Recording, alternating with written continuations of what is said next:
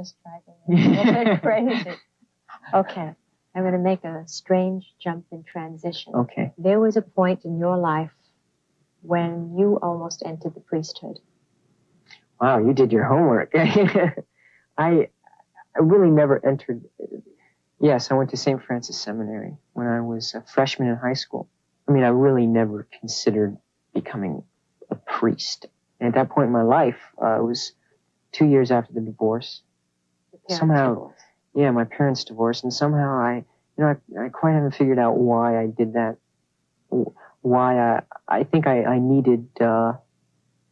When I went there, it was like a very secure environment, with boarding school, and I guess I think I just needed that. Did you feel at peace with God? Did I feel at peace with God? Yes, I did. When I feel good with myself, I feel at peace with God. I mean, when I feel that, then I feel at peace with God. Do you privately pray? Do I privately pray? Yes, I do, as a matter of fact. What do you ask him? What do I ask him? I ask him,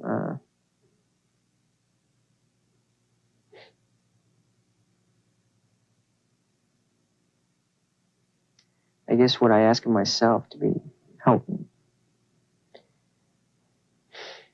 I guess is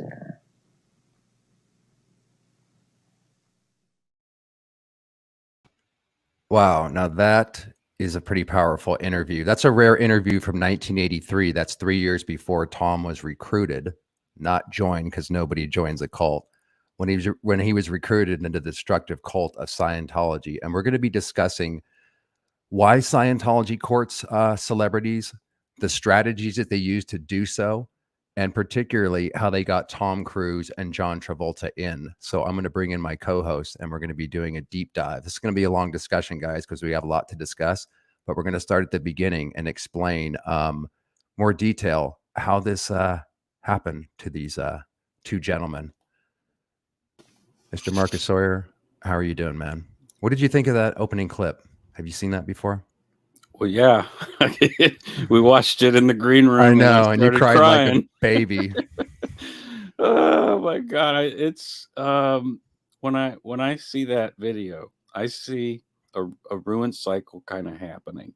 It's something that you see when you bring someone in and you actually find the thing that is ruining their life, and the goal is to get someone to open up to you that to that level, what is really wrong, and it touched on that in that interview, and I can see it. I don't know if everyone can see it, but this is before he was in Scientology, so everybody knows. 3 years, but he was not a Scientologist. This is a kid who went to California to be an actor. Yeah. He's full of energy. He's vibrant. He's having major success, and he is on his way to being what he is now. And yeah, minus the detour we're going to talk about, because Marcus, he certainly changed from that vulnerability and really searching for God and meaning and who sweeps in. And by the way, Scientology watched that particular video once Mimi Rogers brought him in, which we'll be discussing for the very reason you just described, Marcus, to find the vulnerability. It's disgusting knowing how they work and then seeing what they turned him into. Now, we're not psychologists. We don't know whether he's a sociopath before or not. I have no idea, but it is interesting to see the change that he goes through. And we'll take you through that evolution. You're going to see many different interviews and clips breaking down. Yeah, that was fucking heavy, dude, because I've never seen him. It's been a long time since we've seen him like I anything can see like his, that. He went to seminary. He's looking for answers, theological answers, to deeper things, to ultimate questions that people have about life and their place in it. And there really is no deeper way to get somebody than to grab them by those ideas. Correct. So let's jump into it, dude, without any further ado. How did Scientology, how did this all come about? Okay. Prepare yourselves, guys. This is probably going to be about a 2-hour broadcast. And if you have any questions, please leave them in the comments and we'll take them up at the end or as they appertain to the conversation as we go. So this is the first policy that you kind of learn in Scientology about why celebrities are important. And notice the strategy and predatory aspects right in 1951, 1 year after Dianetics came out, that Hubbard's already thinking with. He was a marketing genius. So Dianetics and Scientology policies about celebrities. By 1951, only a year after Hubbard launched his best-selling book on Dianetics, he wrote about the impact of celebrities on popular culture.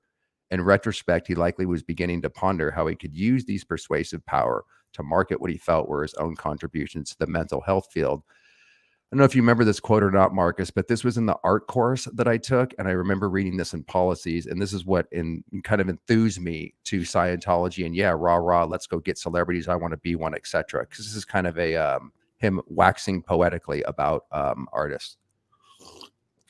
Ideas and not battles mark the forward progress of mankind. Individuals and not masses form the culture of the race. On a lesser scale, actors and other artists work continually to give tomorrow a new form. Hollywood makes a picture which strikes the public fancy, and tomorrow we have girls made up like a star, walking along the streets of the small towns of America. And how true that is. A Hollywood interior decorator dresses a set which takes the eye of the American audience, and tomorrow that set is seen as the apartments of Miami Beach and other resorts. A culture is as rich and capable of surviving as it has imaginative artists, skilled men of science, a high ethic level, workable government, land, and natural resources, and about that order of importance. Isn't it interesting, Marcus, how he already has his eye on the global, sort of a global takeover, and he has all areas covered as to what he'd like to control / infiltrate? Yeah, I mean, well, one of the obvious things, yeah, you're not wrong. He was a PR genius in this regard, because if you can you don't have to have like a total, just like the Nazis didn't have to have total control over everything. But if you control key speakers or opinion leaders that can then disseminate the information that you want to disseminate, you have a force multiplier effect on the culture. Yeah, exactly. Well said.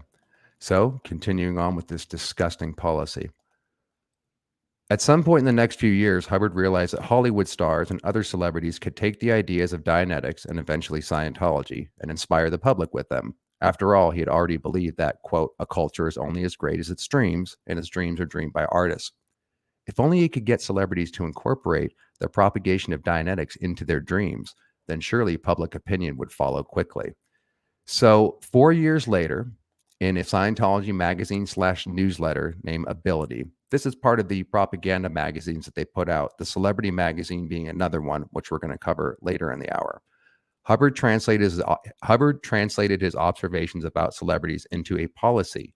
He wanted celebrity figures to convert to Scientology, and he elicited the help of his followers to recruit them. I got to get a drink of water. I'm spilling over my words. He began the policy by highlighting celebrities' potential importance and probable value to the Scientology cause. This is another policy that me and Marcus and other Scientologists read regarding artists. If we are to do anything about society at large, we must do something about its communication lines. One of the parts of this plan is Project Celebrity. There are many to whom America and the world listens. On the backs of these are carried most of the enthusiasms on which society runs. It is vital on our third dynamic, that means group, i.e. society, town, and nation, to put such persons into wonderful condition. So it all sounds innocuous and pretty innocent, right? I mean, he's just trying to help the able become more able, right, Marcus? It is obvious what would happen to America if we helped its leaders to help others. Project Celebrity is a part of that program. It is obvious what would happen to Scientology if prime communicators benefiting from it would mention it now and again. Okay, so we're going to skip over this, and I'm just going to show you this Project Celebrity reference, and everything that we talk about, by the way, the videos, the references, all of these are going to be in the description box a couple hours after publishing, as well as some other nuggets. So even though we're going to cover a lot, please know there's always more information in these description boxes. So that's that to look at if you want to know the actual policy. But continuing on, so he made up a who's list of prominent persons of the period that he wanted to go after. And these were from diverse segments within the celebrity world. We had news broadcasters / reporters in the way of Walter Winchell, Edward R. Murrow, and Lowell Thomas, entertainers Ed Sullivan, Milton Berle, Groucho Marx, Bing Crosby, Bob Hope, and Red Skeleton, actors James Stewart and Charles Laughlin, authors Ernest Hemingway and Dorothy Kilgallen, pianist Liberace, and others who were widely known in that period. Perhaps one of the most influential figures in Hollywood, Walt Disney. Okay, so here's what one of the gals said when she was working at Celebrity Center. When I was a student, and this is in Los Angeles, where me and Marcus hung around. When I was a student with the Celebrity Center, sometimes uninformed personnel would come into the chorus room and ask us to write down names of what they call in Scientology opinion leaders, heavy hitters of some sort in whatever sphere of activity it might be in business, politics, arts, entertainment. And Hubbard specifically hoped that some of his followers would take up his call to recruit people who were on the list. So this is what Hubbard says. Having been awarded one of these celebrities, it will be up to you to learn what you can about your quarry and then put yourself at every hand across his or her path, and not permitting discouragements or no's or clerks or secretaries to intervene in the days or weeks or months to bring your celebrity into a formal auditing session and deliver an amount of good auditing necessary to, 1, make him much more effective, and 2, make him aware of the benefits of Scientology on the third or group dynamic. Finance, your pay, your expenses on this hunt are up to you. And notice he uses the word hunt and he uses the word quarry. And it's an interesting choice of words because quarry means, it has two meanings. Both meanings of quarry have to do with going after something. An animal being hunted is called quarry. And when you dig a hole in the earth looking for rocks, both the digging and the holes are equally called quarry. So just to show you kind of the predatory aspect that he had towards celebrities. Let's see if there's anything else here. Let's see. Okay, so there's 2 bulletins that Hubbard issued in 1960 that presented a grand vision for global Scientology dissemination throughout all layers of society. And I'm going to skip to the second one, Marcus, because I think it will ring a bell and we can start riffing off that. We're laying down the foundation of why Scientology goes after celebrities and the policies they had in place. And then we're going to start with Tom Cruise and break him down, how this applied to him, as well as John Travolta in the second half. So let's see here. On January 1st, 1963, Hubbard spun a new angle concerning the recruitment of celebrities. He informed his followers, quote, rapid dissemination can be attained by the rehabilitation of celebrities who are just beyond or just approaching their prime. This includes any person well known to the public and well liked, but who is past his or her prime, or any rising figure. This same wording became part of the Hubbard Communication Policy Letter of May 23, 1976, which in turn the organization revised, blah, blah, blah. He also reinstated part of this policy in October 1969, writing, celebrity centers should work to rehabilitate old or faded artists. With a small processing staff, they can do wonders for artists. Whether Scientologists could target celebrities according to their career trajectories would be difficult, yet in some cases by no means impossible, but the logic behind obtaining them at one of these 2 career periods was insightful. Do you want to explain, Marcus, since you work with celebrities, why that's important and why he would try to grab celebrities that were either on the way up or on the way down? Why would that apply to getting somebody into a cult?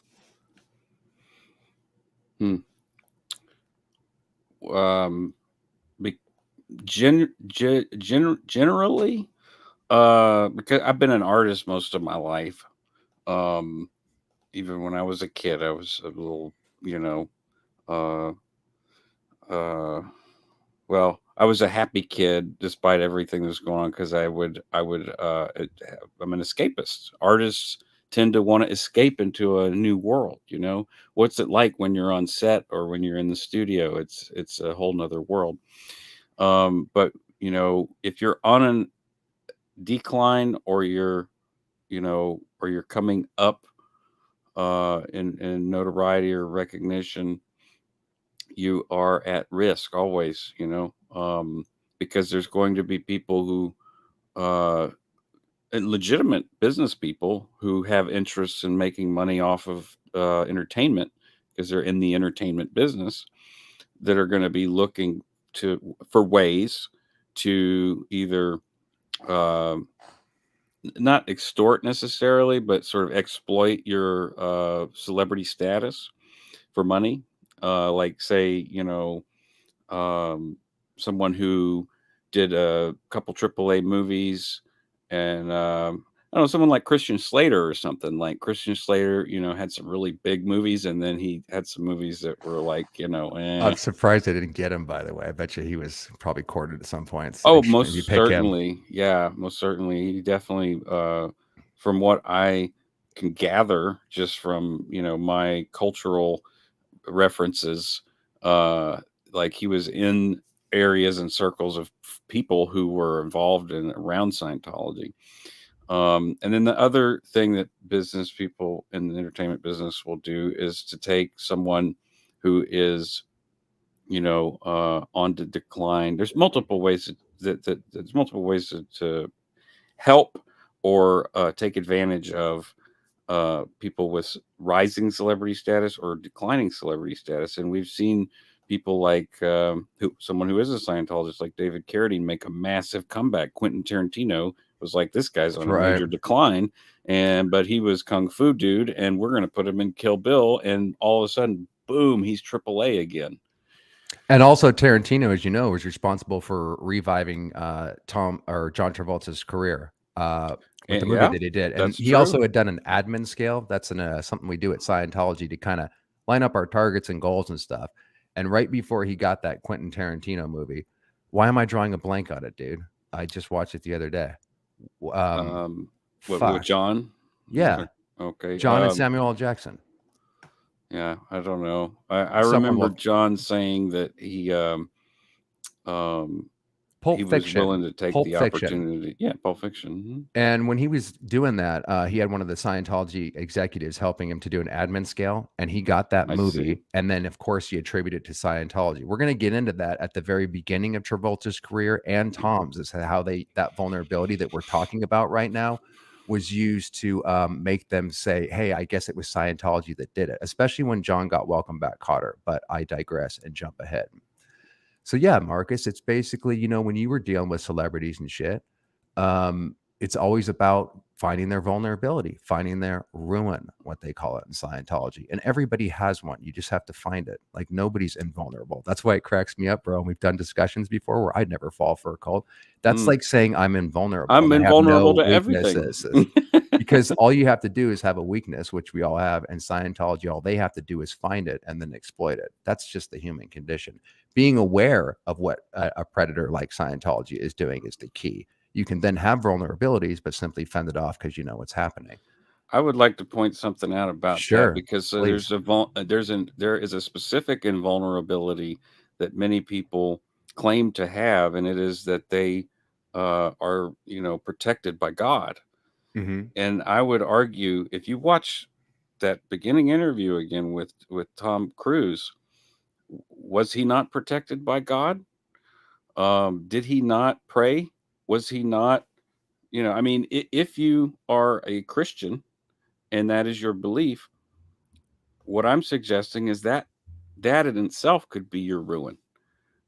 And it may well have been, in fact, part of his ruin in spirituality, because he was reaching for theological concepts and answers for a lot of things. Like I said, ultimate answers, ultimate truths for oneself. It's a very deep thing. If someone can actually get in there and grab hold of that, boy, do they have you by the balls. Yeah, it's exactly what they did to him. And then also philosophy says, yes, in reference to what you were talking about earlier, Marcus, artists often exist in different realities or lend themselves to a search for something more than the reality we live in. In philosophy, that's exactly what hooked me. Even though I resisted Scientology, there was something once I got into it about the seeker aspect, and particularly the fact that I wanted to be an actor, an artist. So who better to hook up with than Scientology? But that was not for career advancement, Marcus. I really believed in it at the time, 100%. That was just an extra caveat. So let's start. Let's get into Tom Cruise, and we're going to start with a bio. And then we're going to show the slow progression as to how he got into this thing, how he was recruited. So Tom Cruise was born on July 3rd, 1962 in Syracuse, New York. Thomas Cruise Mathathor the fourth, I might be pronouncing that wrong, is his real name. And he says it's 5'7". Is that accurate, Marcus? I thought he might be a little shorter than that. I think he's shorter than that because Travis actually met him at a movie premiere. And he was amazed that, Travis said, "Hey, I'm a Scientologist." And he heard that in the crowd and he turned and did correct, command intention, like tone 40. He was like, he heard someone say, "I'm a Scientologist." And he walked over to him and he shook his hand and he said, "Thank you." And did he get any assessment on his size? Just out of curiosity. He was shorter than him. And Travis is 5'7". So okay. And he was shorter than him? I mean, I wasn't there, but no, I believe you. If you guys have any more information, not to harp on it, I just would be curious because it seems like that might be a little generous. But anyways, I think it is. And then how tall is David Miscavige, guys? Isn't he like 5'4" or 5'5"? Well, they're about the same size. So. I know it'd be interesting to know who's actually taller because who wears the pants in the family, so to speak.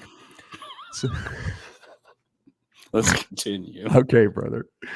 In 1976, if you had told 14-year-old Franciscan seminaries, there you go, student Thomas Cruise, that one day in the not too distant future, he would be Tom Cruise, one of the top 100 movie stars of all time, he would have probably grinned, that incredible grin, and told you that his ambition was to join the priesthood. Nonetheless, this sensitive, deeply religious youngster, who was born in 1962 in Syracuse, New York, was destined to become one of the highest paid and most sought after actors in screen history. Okay, what's going on here? Tom is the only son among 4 children of nomadic parents. That's often true with artists as well. I just immediately thought of River Phoenix and growing up in a cult. There's something about actors, musicians, and stuff that seem to have nomadic existence, especially actors, because they learn to kind of fit into a new school. They never land anywhere. So they have to learn how to adapt and perhaps create different characters. So Tom is the only son of nomadic parents. Mary Lee, a special education teacher. Interesting. That she was a special education teacher. I didn't know that. And Thomas Cruise Mathathor III, an electrical engineer. So his parents were both from Louisiana, from Louisville, Kentucky. Sorry. And he has German, Irish, and English ancestry. I feel like Tom's dyslexia just kicked in there, dude. I think read it like backwards or something. Young Tom spent his boyhood always on the move, and by the time he was 14, he had attended 15 different high schools in the U.S. and Canada. He finally settled in Glen Ridge, New Jersey with his mother and her new husband. While in high school, Tom wanted to become a priest, but pretty soon he developed an interest in acting and abandoned his plans of becoming a priest, dropped out of high school, and at the age of 18 headed for New York and a possible acting career. The next 15 years of his life are the stuff of legends. He made his film debut with a small part in Endless Love. That's in 1981. And for reference point, guys, he gets recruited into Scientology in 1986. And from the outset, exhibited an undeniable box office appeal to male and female audiences. Mm-hmm. He pulled well with both. I mean, I remember when I was a kid, I'm like, that dude's cool. But he didn't turn you gay, did he? No. I mean, not any gayer than I already am. You can tell me, dude. It's not like we're broadcast or anything. Give me the straight up, dude. No, I mean, he's a handsome man, but and I'm sure that the gay crowd absolutely loved him as well. With handsome movie star looks and a charismatic smile, within 5 years, Tom Cruise was starring in some of the top grossing films of the 1980s, including Top Gun, The Color of Money, Rain Man, and Born on the 4th of July. By the 1990s, he was one of the most highest paid actors in the world, earning an average of $15 million a picture and such blockbuster hits as blah, blah, blah. So in 1990, he renounced his devout Catholic beliefs and embraced the Church of Scientology, claiming that Scientology teachings had cured him of this dyslexia that had plagued him all of his life. That's one of his major ruins, which we're going to discuss. He actually got recruited in 1986, so that's not quite accurate, but we will be discussing that. A kind and thoughtful man, well known for his compassion and generosity. And people often say that if you ask him about him. You know, I would say he has a two-faced aspect going on with the cult identity that's since been added on. But people often remark how generous this guy is even to this day. Tom Cruise is one of the best-liked members of the movie community. He was married to actress Nicole Kidman until 2001, to be discussed later. And he's come a long way from the lonely wanderings of his youth to become one of the biggest movie stars ever. And this is when he got in, just for reference going forward. Cruise was converted to Scientology by his first wife, Mimi Rogers, in 1986, becoming an outspoken advocate for the Church of Scientology in the 2000s. His involvement in the organization was leaked by the tabloid Star in 1990, and he publicly admitted to following Scientology in a 1992 interview with Barbara Walters. I'm going to show you a bit of that Barbara Walters interview later because it's kind of key. Do you have anything you'd like to say, Marcus, since I've been rambling for a while, before we get into exactly how Tom Cruise was recruited into Scientology? I have one thing to say. Please take your time. And yeah, I'll take my time with it. My brother, my stepbrother, Mark, that I grew up with, had dyslexia.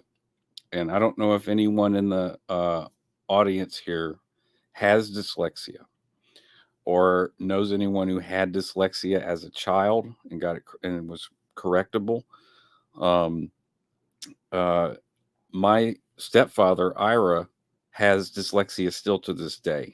And it is a very troubling thing to not be able to read things. And people treat you very differently, or at least, you know, back then, you know, it was just, hey, you're stupid.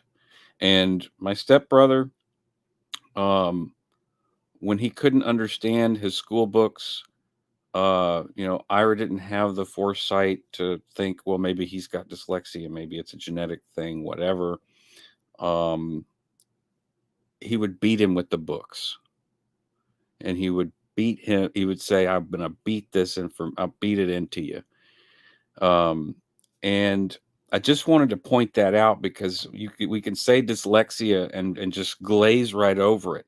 But Great here's point. the thing, you know, in addition to him searching theological stuff and answers, ultimate answers for himself, you know, I would say that in many cases, conditions like that, just like my condition that I developed, HPPD, prompted me to, you know, want to know the ultimate answers so that I could continue to exist in a way that isn't a hellish, nightmarish world. Right. And you know, it is possible. What I'm saying, I guess my point is that it is incredibly possible and maybe extremely likely that Tom was one of those kids, and I knew some kids like this and growing up, like they had learning disabilities, but they were in class with everyone else, and they just put on like, you know, I'm going to get through it. I'm going to do it. I'm going to do it. And they were more or less accepted by everyone else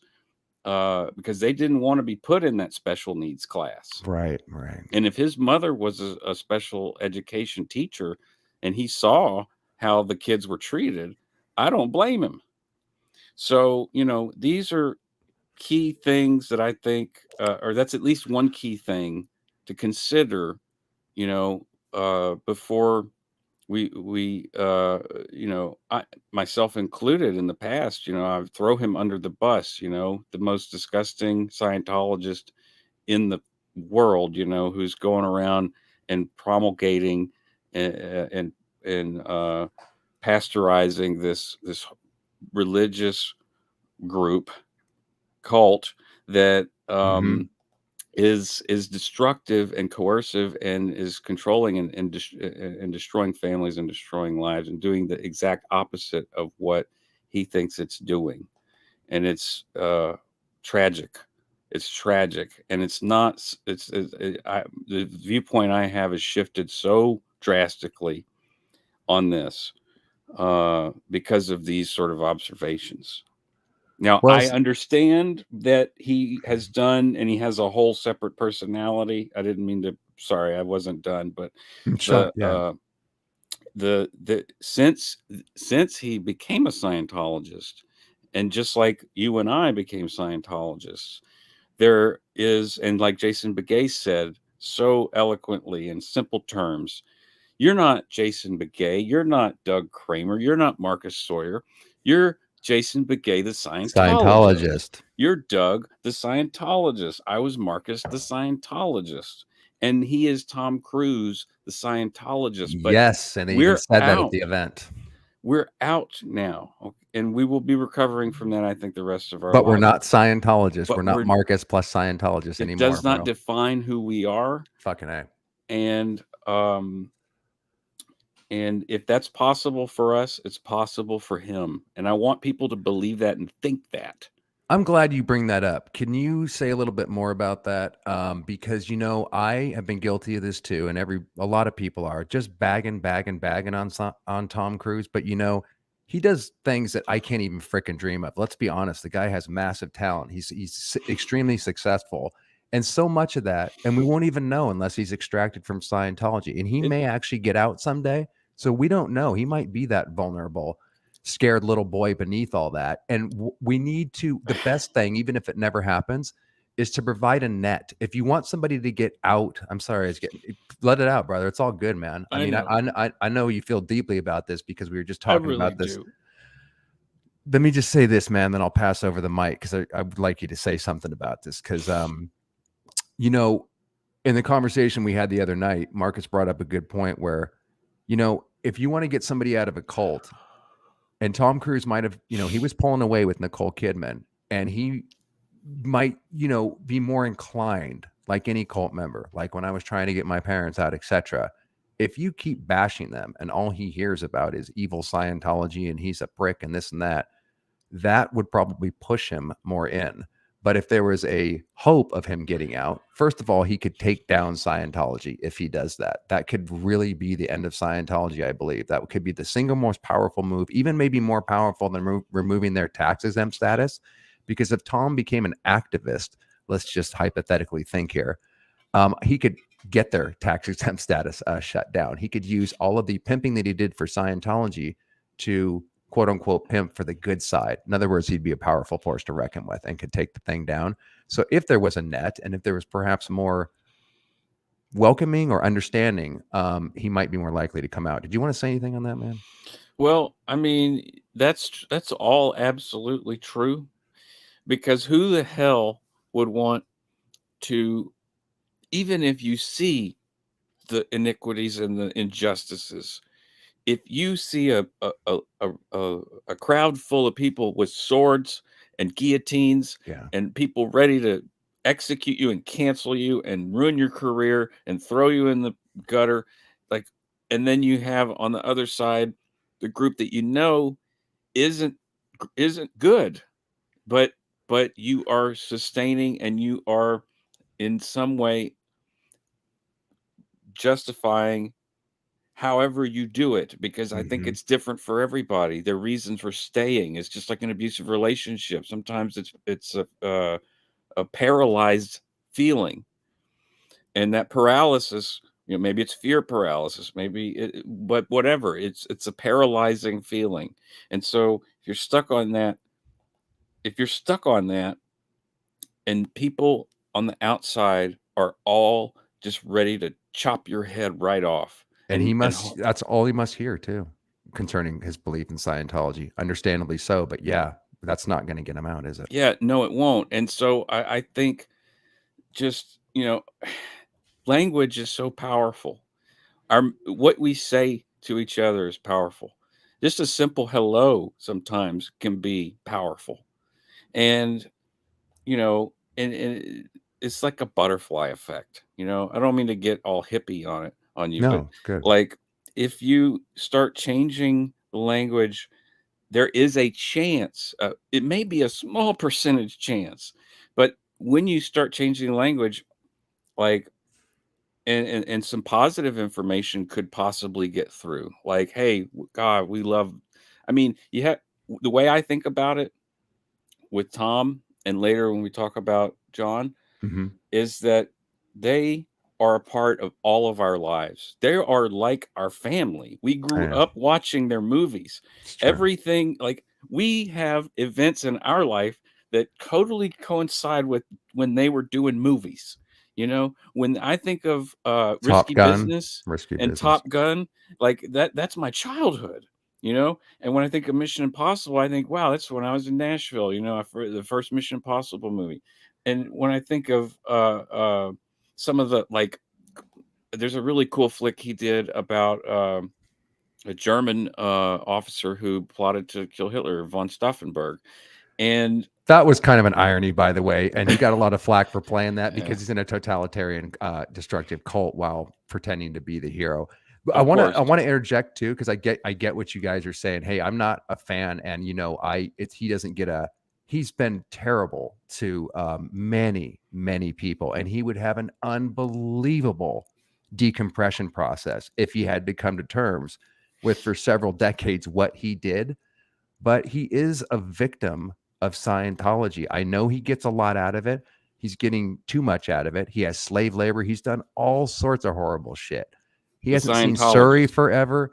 Yeah, exactly why you made that point earlier. We are, in my opinion, these are just our opinions, by the way, guys. We're not experts. But yeah, that's Tom Cruise, the Scientologist. He was literally made into that. And again, that opening clip that we showed you from 1983 with that interview, I think that gives some use real your insight. own human insight. Yeah, use your own insight and intuition to look at that video and tell me that that's not a person, a vulnerable guy, a vulnerable, basically a child.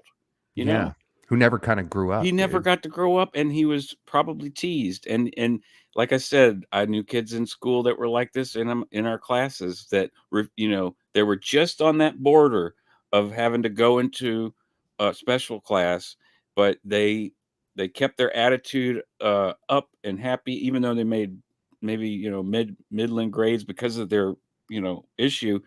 He could have been one of those kids. I would bet that he might have been one of those kids. You're actually hitting right on some stuff, and we are skipping ahead. I'm starring stuff as we go to here because I want to back up a little bit on the dyslexia issue because we're jumping ahead on that, but let me pull up a couple of comments here, Marcus, before we go forward. Sure. Because they were Let's take our time, dude.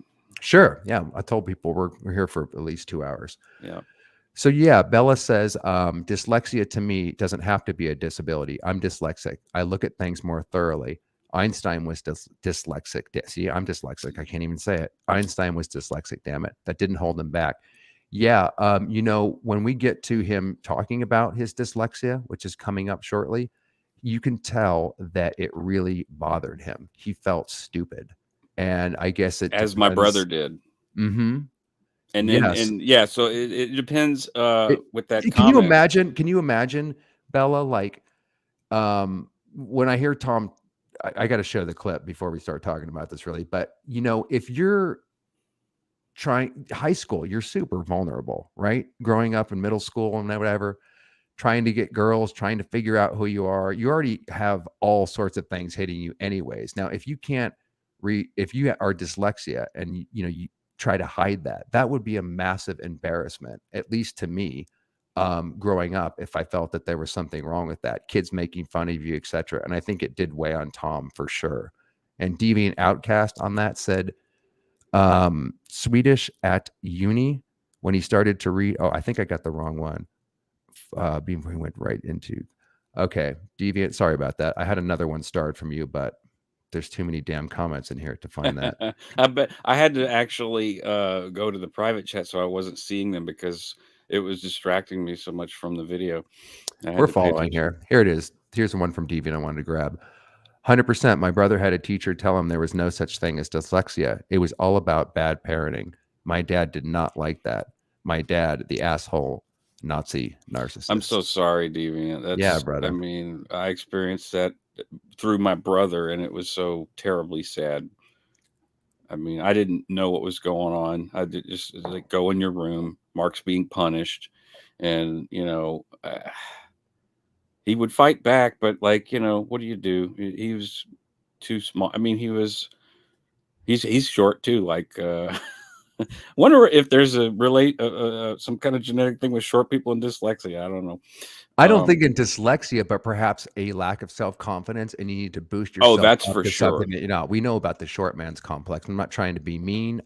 Right. That can definitely just ask Miss Cabbage. Aaron's trolling him all the time, and I'm sure it drives him bonkers. It's kind of disgusting though, man, because that's a I don't know. Well, making fun of people for things that they can't. Yeah, that they don't have any control over that, right. Dude. And who cares? I don't give a fuck. That's just cruel. Short or tall or whatever. But to each his own. You know, I get it. I guess. Works Okay, in bull so baiting. perfect. So exactly. Excellent insight, my man. So let's move Mm-hmm. right along and talk about what were the steps and how does Mimi Roger play into this about Tom Cruise getting into Scientology. Now, sit back and relax, guys. This is probably a 5-minute read, but it's absolutely fascinating. And it will give you an overview and breakdown of kind of the whole chronological sequence in which this all started. So, are you ready? And by the way, yeah, please. Yeah, the Project Celebrity was the document that was. I mean, we operated off of this at Melrose. This was a Oh, CC really? side project, so Project Celebrity applies in Meaning how so, Melrose. Marcus? The whole, all of what you're reading is actually, part of the Melrose. You were drilled on that. Of We course you read this were, dude. reference. Yeah, we read Of this course you reference. did. And you applied it because we talked about it in your interview. It's about how you We have recruited to and sold know the all of this celebrities. information about who to look for in order to, the people who are on their ups and the people who are on their downs. So Yeah, exactly. so now I'm ready. So sit back and relax. Join your, grab your beverage or whatever. It's Friday. We gotta say Monica once in a while too, man, because we got to give people a reason to indulge. We'll just there's an ongoing thing that if you guys are watching, every time someone mentions the word Monica, we throw up a trophy and everybody takes a toke and or their favorite beverage. Shit. So we'll try to include Okay, that here more. we go. Okay, Marcus will do it. So sit back, relax, and I'll whisper into your ear as we talk about how this all started. Fuck.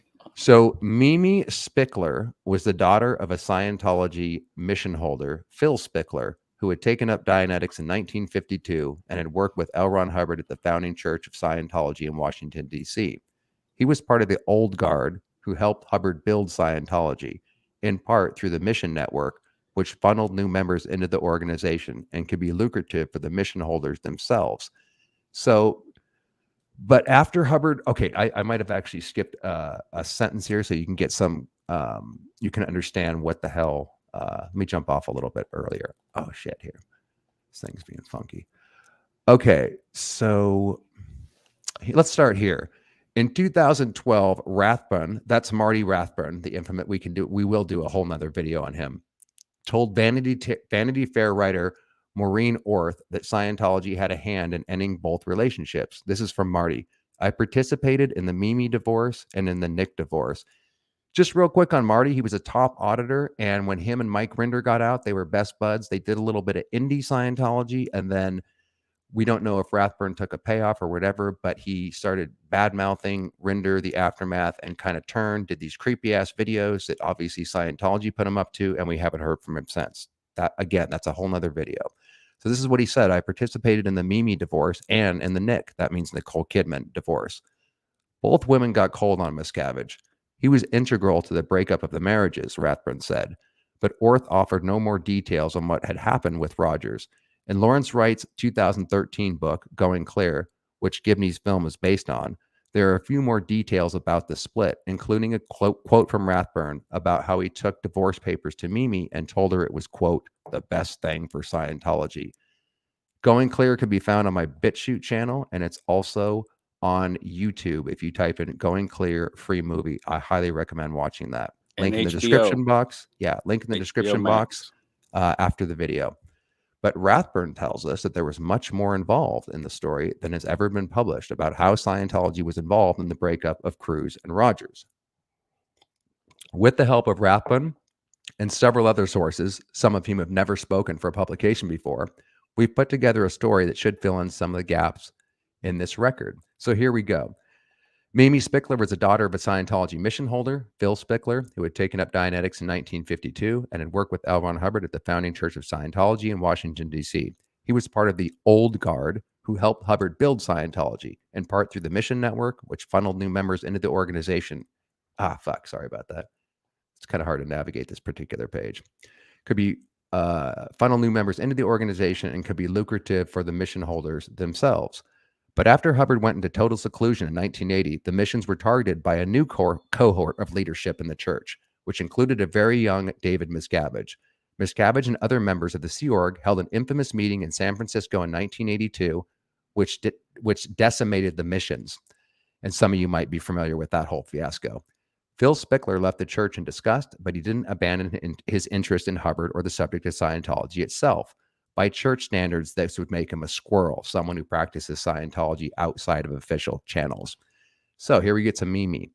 Mimi had grown up training in her father's Palo Alto mission, becoming a Class 8 auditor. That's quite high. It only goes up to Class 12. In 1977, she married Scientologist Jim Rogers, and they opened a field auditing office in Sherman Oaks.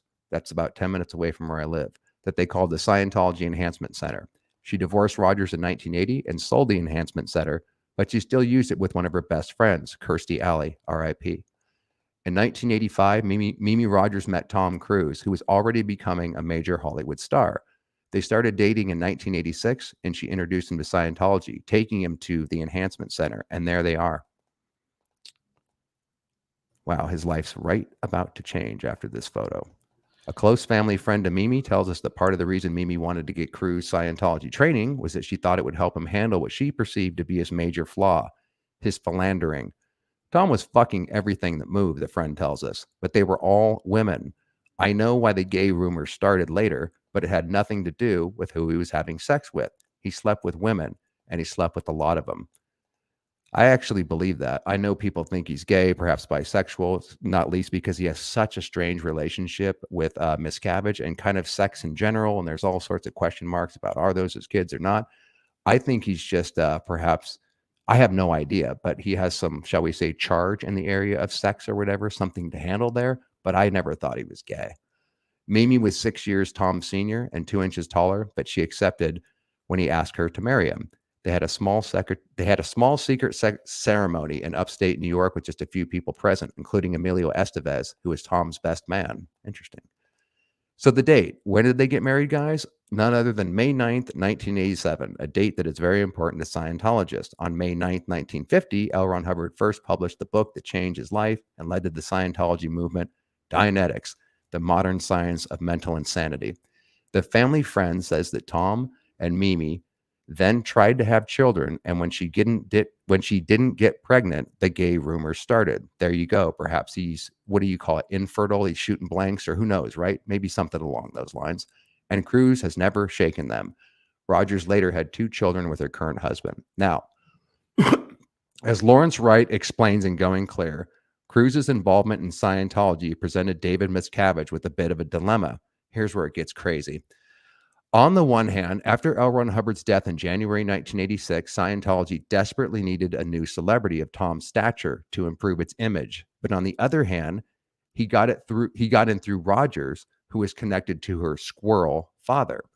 It would be one thing to have Tom Cruise as a trophy for Scientology, but it would be a disaster if he became a walking advertisement for the squirrels. You see what he's talking about there, Marcus? Yeah. Do we need to explain what squirrels are? Go ahead. Yeah, please, if you don't mind. So squirrel technology is Scientology practiced outside of the licensed realm of Scientology and Religious Technology Center, aka RTC, aka David Miscavige's royalty farm for Scientology technology. Well said. In 1989, Miscavige brought Cruise to Scientology's secretive 500-acre int base near Hemet, California, and assigned the church's Inspector General, Sea Org executive Greg Wilhare, to be Tom's auditor. Rathburn says that he and Wilhare shared an office in one of the compound's buildings, known as the Villas. Miscavige had another of them all to himself as his residence. He lives like a lavish freaking king and has this incredible house and everything, while everybody else lives in like these dorms. And he was privy to the daily discussions as Miscavige told Wilhare what he wanted said to Cruise during his counseling session. So Miscavige is acting as an earpiece as Greg Wilhare, pictured here, audits him. Miscavige was micromanaging the living hell out of it behind the scenes, Rathbun says. Miscavige wanted to own Tom. He didn't want Spickler to have any connection to him. Dave was maneuvering himself into being Tom's opinion leader and best friend. He needed Wilhare to convince Tom that anything good, here we go. He needed Wilhare to convince Tom that anything good that happened to him, you have to attribute to Dave. The purpose was to make Dave a god in his eyes. Holy shit. Filming for Days of Thunder began in the Charlotte area in the fall of 1989, and Cruise moved into a secluded lake house provided by Rick Hendrick of Hendrick Motorsports. About 2 weeks later, some household staff came into the dwelling and were surprised to see one of Cruise's assistants waving at them, warning them not to come any further and to keep quiet. He's in there with a woman. We need to get out of here, the assistant said. He's in bed with Nicole. I saw her arm and her hair. I know it's her. And he's married to Rogers at this time, by the way. Cruise, oh, did you want to say something? I didn't want to say anything, but I did want to like look at the pictures again, like the picture of him and Mimi. Okay. Just because we kind of went too fast over that. Let's first so that people can look with their own eyes, and then we'll look at that picture again too. Okay, there we go. Look at that picture. Just take a moment and look at that picture. Picture's worth 1,000 words, but we don't worth 1,000 words. Yeah. We also don't know what's going on though, because we idea. We come to find out he's cheating basically. Naughty. Yeah, he was also fucking a lot of girls at this time. Okay, too. now everything that you just said. Now go scroll back to the auditor, Greg Will here. Look at that picture. Look at the intention of that person. This person 1,000-yard stare, man. Dedication, tone 40, class 12, fucking fake military uniform, and just that intense dead eye. It's very. Think about seminary. Think about dude. So this is all appealing to ideas and concepts that he's familiar with, right? And but on a much more elite kind of level, Scientology tends to say, KSW, right? Getting the right technology, knowing the technology is correct, applying the correct technology correctly, ensuring the technology that he's reading off. That's a main policy that we read over and over at the beginning of every course. And Will here is an example of that. And you can just see it. Yeah, he's sort of the shining exemplar, Knights Templar, if you will, of this organization at that time. Highly ethical, considered highly ethical, and very impartial, and determined to help you become an operating Thetan. And isn't it interesting, Marcus, as we continue the story here, we're going to see Will Harris fall from grace, where he's what you just described one moment, and then wait until you see what happens to him as we get to the end. We're almost done here. We're about 3 I just wanted to show the pictures Great point, again, dude. because Very the picture is worth 1,000 words. Indeed, really, man. Okay, so he's in there with the woman. We need to get out of here, the assistant said. He's in bed with Nicole. I saw her arm and her hair. I know it's her. Cruise had convinced producers Don Simpson and Jerry Bruckheimer to cast Nicole Kidman for Days of Thunder after he'd seen her in Dead Calm. As Wright points out in Going Clear, her presence on the cast doesn't make a lot of sense. At 22, she was too young to be the neurosurgeon she plays in the movie, but Cruise wanted her in, and he got her. And then 2 weeks into the shoot, they were sleeping together back at his lake house, again demonstrating the problems that Mimi Rogers wanted Tom Cruise to get in for. Stop sleeping around. Soon they were inseparable on the set, but because Cruise was still married to Rogers, they made some concessions to propriety. When the production moved to the Daytona area and a party was thrown at a local nightclub, they were careful to arrive separately. A few weeks after that relationship started, however, Mimi Rogers was scheduled to visit the set, and Will Hare was ready for her. He was also on set with Cruise and was auditing him, encouraging him about Nicole, as Miscavige wanted. When Mimi arrived, one member of the crew tells us the Scientologists were waiting for her, and they, quote, handled her in their language. And we know what that means, Marcus. And isn't it interesting that he had, like a lot of celebrities that are at that level, they have their own personal auditor that will actually go on set auditor secretively. on the set? Can you fucking believe? On the set? That's what they do, my man. There's plenty of and it's only gotten worse over time, and that was in 1989. So like they really seized all of the opportunity that they could. And it's so cloak and dagger, isn't it? I mean, how interesting is it that could you imagine them trying to do this major production, and then there's these Scientologists hanging around the set and some weird shit going on in the room that they can't be privy to? Like the whole thing must have looked strange to Bruckheimer and shit. They're going, it's just, that's what they do though. Yeah. Okay. Well, I mean, like what if you had I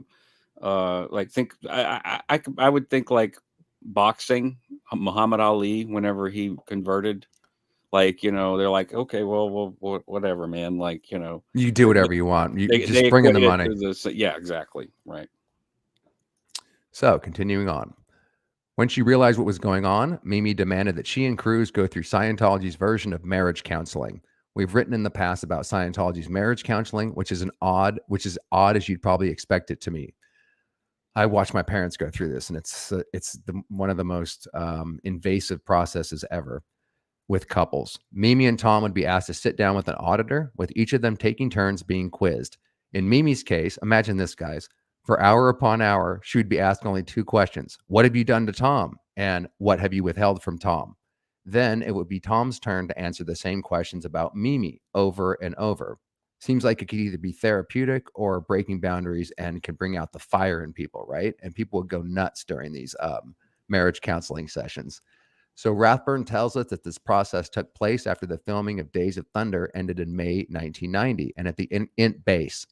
He remembers that it took about a week and Mimi left unsatisfied. Quote, both sides on that co-audit have to end up saying that they're happy. That doesn't mean that they have to stay married, but they never got there. Miscavige made sure of that.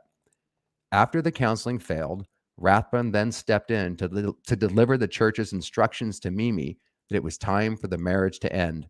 By the way, who the fuck are these guys, right? Like Tom was fine, and then now all of a sudden, just like in my family, this third-party predator from out of nowhere starts dictating how you have to live your life, as if Scientology has any authority to tell Mimi that it's time for her marriage to end. But this is scroll what back happens. up to the picture, and with that in I don't want mind, to lose where we're at. okay. But I think that people have that burn in their Rathbun was a minds, man. hatchet man. Exactly. So he visited her carrying divorce papers and with an attorney whose very presence he knew would carry an unmistakable message. It was Sherman Lenski, who had been, I wish we had a picture of him, who had been L. Ron Hubbard's personal lawyer. Could you imagine being L. Ron Hubbard's personal lawyer? Rathbun says that the visit was intended to intimidate Mimi, and it worked. As he explained to Lawrence Wright, Rathbun told her something about how it was the best thing for Scientology, i.e., the greatest good for the greatest number of dynamics.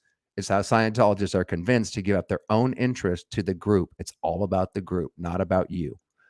But visiting her with Lenski sent a more subtle message that she would regret not signing the papers. She signed, and Mimi was out of the picture. Now, it only gets worse here. Disgusted with how she was treated, Mimi quit the Church of Scientology that year in 1990, but her close family friend says that to this day, she still talks about the, quote, tech with her close friends. Like her father, she still has an interest in the Hubbard philosophy she grew up with, but she isn't talking about her experiences. She's made it very clear she's not going to talk about Scientology and Tom Cruise. She signed an agreement with Tom not to talk about it, and that's also what I'm positive, very sure Nicole Kidman would sign, and why she's not allowed to talk about it. And also the other Katie. Yeah. Yep. So meanwhile, Rathbun says that while the operation Miscavige had put in place through Greg Wilhare, referenced previously, had produced the desired result, there was a new problem. It had worked too well. The plot thickens. Now, Tom was talking about wanting to frickin' marry Nicole Kidman, and she had her own unsavory connections. And what would that be? Quote, it just shows you how twisted and corrupted Scientology is, Rathbun says. Why would Scientology want to promote Tom's promiscuity, right? Because Mimi was connected to her father, Phil Spickler, and Miscavige wanted to own Tom outright. Remember, Spickler is a squirrel, an indie Scientologist, which Mimi to this day is. That's an example of how someone can be absolutely burned by Scientology. You know, Mimi got kind of screwed, and yet she still practices the tech and hasn't kind of really understood probably what she's involved in. Otherwise, she'd probably drop it all together. But I digress. But then only a few moments later, Wilhare, here we go, Marcus, got pummeled because he reported that Nicole had got her claws in, and Miscavige was now worried that she was going to lead him away. And why is that? As Wright and Gibney explained in the film Going Clear, Kidman was, quote, PTS, a potential trouble source, because her father was a prominent Australian psychologist, a, quote, suppressive person, or SP, by Scientology standards. Scientology hates psychology and psychiatry with a passion. As Nicole began her own training in Scientology at the Int base, Rathbun says it was his job to get her through the PTS SP course. which explains what it means for someone to be suppressive or a potential trouble source. Now, regard Nicole Kidman's father, that is another video which I have prepared, not just on him, but let's just say he has a shady background. He appears to be a pedophile, and he's not necessarily the good guy. And Nicole also had a traumatizing upbringing. So it's very interesting how the politics play out. You know, their anti-psychology, that's what bugs Scientology, and why they have to get Tom to not marry Kidman, because it's gonna make him connected to this psychologist. But there's an even more kind of sordid background than I even think Scientology was probably aware of at that time. I had to make my best effort to educate her that her father was an SP, Rathbun says. That didn't fly too well. During one meeting, when Miscavige came to the office shared by Rathburn and Wilhare, the Scientology leader asked Wilhare to drop a suggestion the next time he was auditing Cruise. He made this comment for Greg to try to get Tom to take another look at Nicole before getting married, Rathburn says. When they were together, Tom was saying how much he was into Nicole, and Dave was encouraging him. But behind his back, he told Wilhare to plant a seed to break them up. And Rathburn says Miscavige expressed it in his usual tough guy style. Quote, he thinks this Nicole thing is for real, Rathburn says. Miscavige screamed at Wilhare. You son of a bitch. You better start planting a seed. Can you imagine this little guy, man, like having a Huffy Puff Marcus, you know, like everything has to be perfect according to policy, and just beating people up. And Wilhare was on now he's going to have a head on a pike, when before he was like, the grand man that made this all happen. But when Wilhare did try to suggest that Tom reconsider his plans, it backfired. It pissed Tom off, and he reported it to Dave Miscavige. Check this out, Marcus. So then Miscavige made a public show of demoting Wilhare from his post as Inspector General. That's like one of the top positions you can be in. He was just like Captain Renault in Casablanca. He was shocked to learn that Wilhare would dare tell Tom such a thing. And the next thing you know, Dave is best man at the wedding of Tom and Nicole. They were married on Christmas Eve, 1990. Rathbun says Miscavige made a big show of stripping Wilhare of his position. Wilhare was blown away. All of his certs were canceled, and Miscavige was bragging to Tom that he busted him down. What a fucking my God, right? Bro? And from my talking with a few conversations I had with Pierre ETA, who was a class 12 at Flag. I don't think he was on the Apollo with Karen, but Karen knows Pierre, and a lot of those old class 12s know each other. Mm-hmm. Pierre spoke well of Greg, and thought it was an unethical action. Pierre started to drift away when David took over. I think he maybe lasted a year before he left Flag or something like that. Just a little tidbit of information on Greg Wilhare, and Tom, like, if Greg Wilhare was a decent guy and was actually trying to help, Yeah, I'm sure he was. He was doing what he's told. He's effective at his job, and he was trying to, he's at the top technical training of Scientology, the top host. But as the closer you got to Hubbard, just like the closer you got to Miscavige, the higher up you got and the closer you got, you were guaranteed to fall the longest. And the closer you were to power like that, you were guaranteed to get thrown under the bus at some point. And we have many, many examples. Oh, so many examples. Yeah. Also, Timothy, I got all your questions starred, and we'll pick up some of these at the end as we go. So stand by, please. Okay, so continuing on, we are almost done with this reference, and then we'll be able to move a lot faster. And then we still have John Travolta, which is equally fascinating. But wow, look at the shenanigans that are going on, to the manipulation that's going on to capture this guy. Mm-hmm. So, and this all totally ties into the Project Celebrity. Exactly. That's why we laid down I'm glad you pointed that out. That's why we laid down that as a foundation, to show you why this is so crazy. They're just following policy. Rathbun says Miscavige made a big show of stripping Wilhare of his position. Quote, Wilhare was blown away. I'm sure he was. All of his certs were canceled.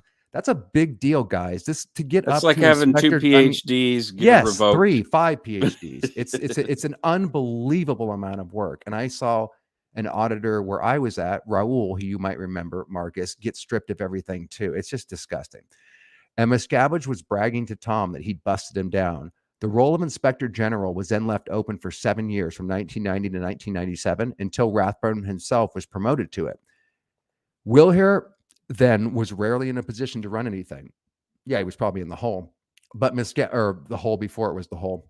But Miscavige later used him to run the Nazanin Bonatti operation in 2004, as portrayed in Going Clear. Real quick on Nazanin, I did know her. She's in my acting class, Bobbie Lyons, and we weren't close friends, but I talked to her, and she was a cool chick, and we knew each other well. We were also on the OT committee, and I accidentally asked her out in an email that accidentally went out to her, and she very politely declined. And she was dating Tom Cruise at that time. She's like, I kind of have a boyfriend, Doug. I don't know what to say. Only years later, did I find out what that was all about. But God bless Nazanin.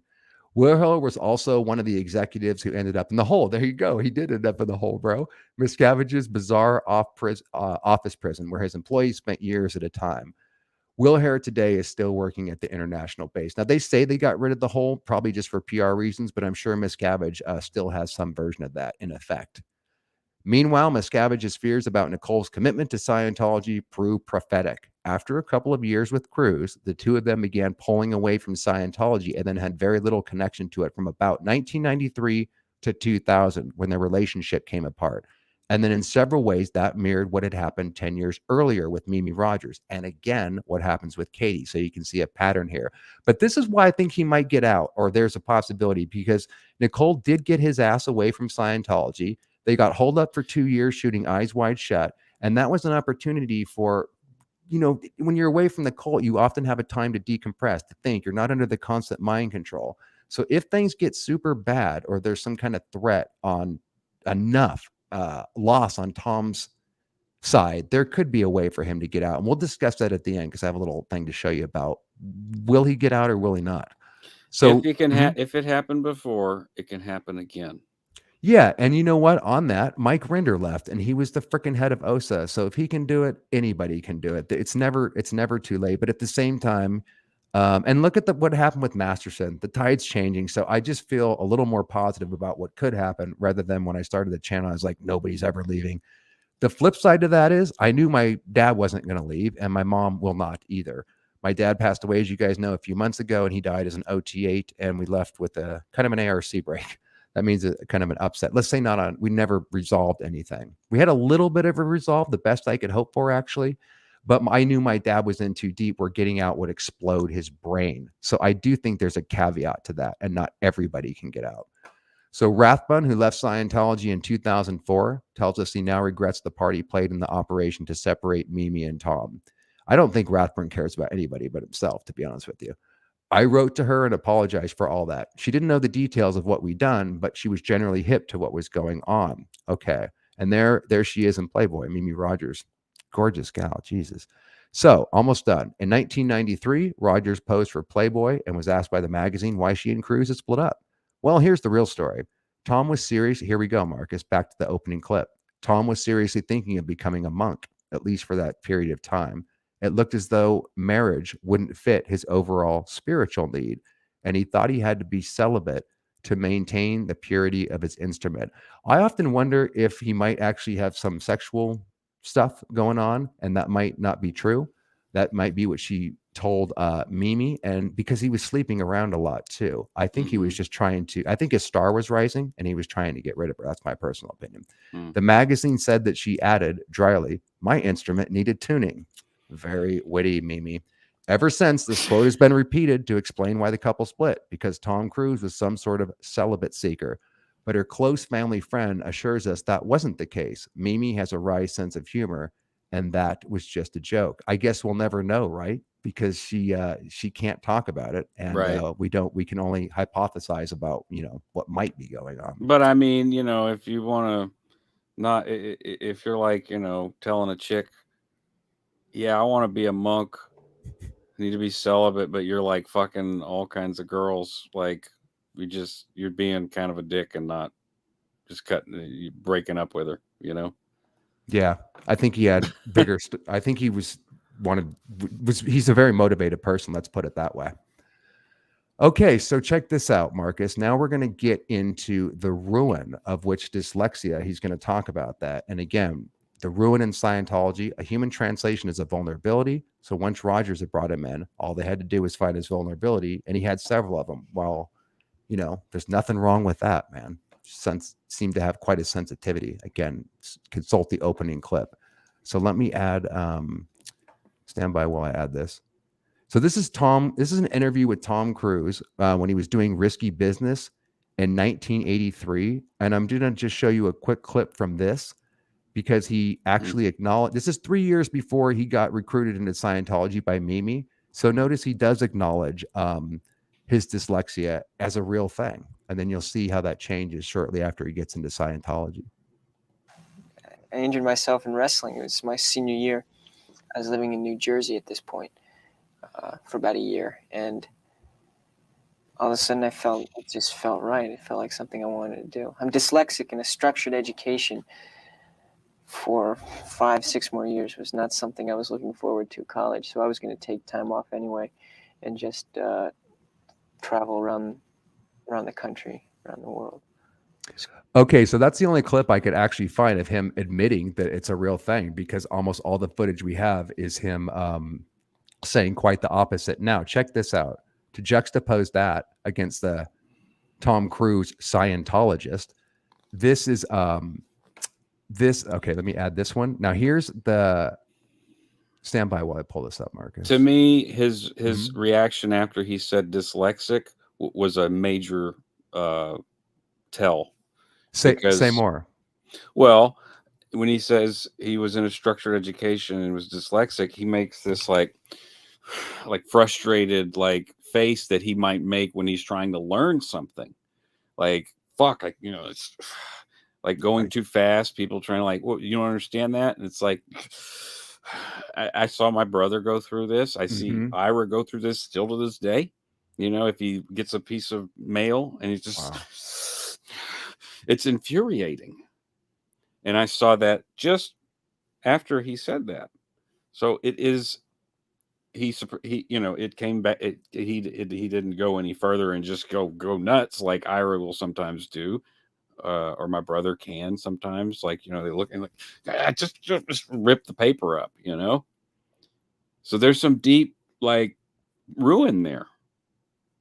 Is what I'm saying. Without a doubt, and you can see that just in the interviews. Now, this one from is 1992, so that would be 6 years after he joins, and there's a very different, confident Tom Cruise. And by the way, these interviews are set up where Tom knows exactly beforehand the questions that are going to be answered. I have another video, if we have time and you guys like to see it, about how phony and staged these interviews really are. It's all part of Project Celebrity. Everything's handled at this point. And Scientology's handling him. So they make damn sure that Barbara is on good terms with him. She knows exactly what to ask him. And even the penetrating questions are totally scripted, but you wouldn't necessarily know that because of the editing and stuff. So check this out. Yeah, they have writers. This is a lot of the people at management are writers and script. I mean, they're basically narrative designers. Yeah, it's amazing, though, to see some of the actual behind-the-scene footage if we have time to get to it. And if we don't, like I said, everything in this broadcast and more will be in the description box. Always consult those guys, because there's all sorts of information that we can't cover that takes you deeper into the subject if you're interested in it. So as referenced earlier, this is the Barbara Walter interview where this is the first time he actually speaks out about Scientology and acknowledges it. And you can see that Tom's ready, and she, knows the prep question to say. And then this is what he says about dyslexia in this interview. It's very interesting. So have a listen. That's a good side. By the way, guys, I can't turn the volume up anymore. This sounds a little low, so you might have to turn it up on your end just for this couple minutes. There was also in your family dyslexia.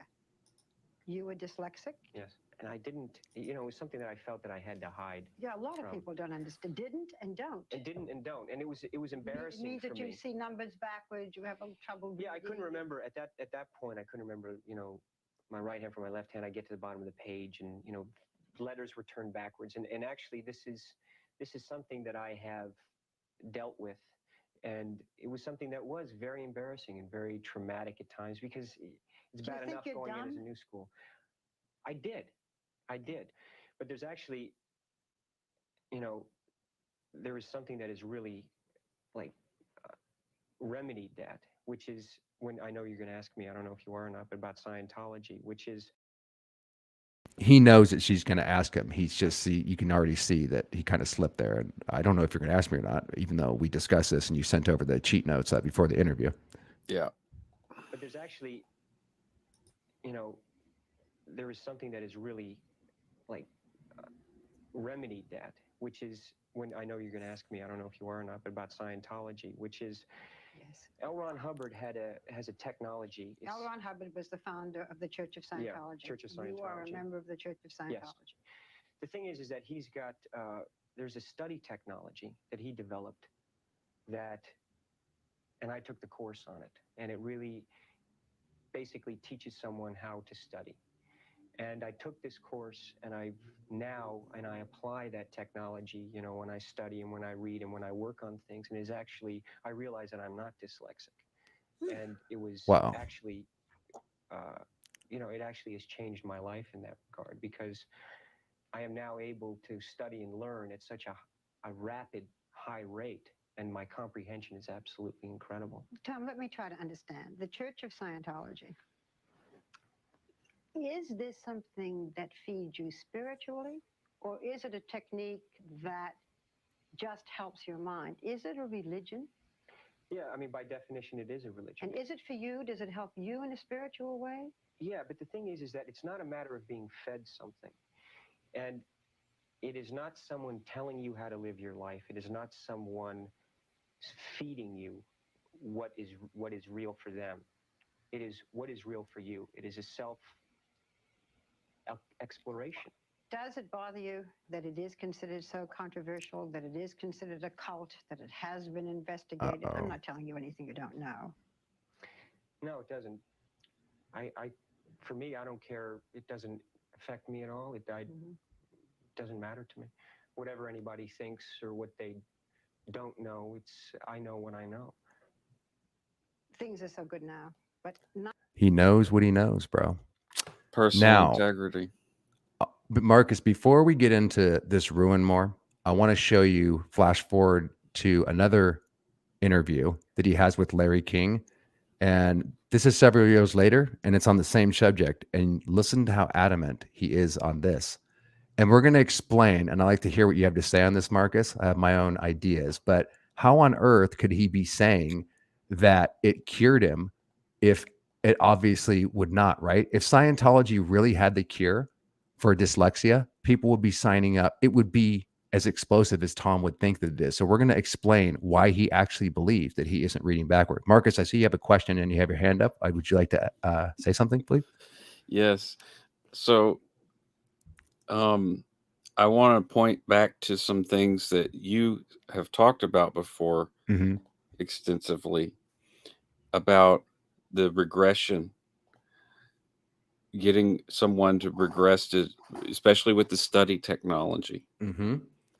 That's why I was crying watching that, because I you know, for him to say he's got a remedy for his dyslexia, and to know that what's going on is they're regressing him to a point to where he thinks he understands things. Yeah.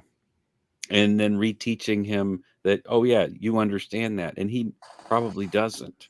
I know he doesn't, Marcus, but you know, we'd have to do we will do another video. We will do a video on the study tech, because that's part of our Bridge to Total Amnesia series, because we can't go into detail as to why Tom is convinced that he really believes this, guys. He's not making this up, but obviously, or maybe not obviously, I promise you the study tech that he's talking about, which I'm going to throw a video up on right now, is not fixing his dyslexia. No, it's not. That's kind of what I was saying. Like, it's a regressive thing. And it's so sad to see. It was sad for me to watch him think that he, you know, and I know that he believes it. I know that he does.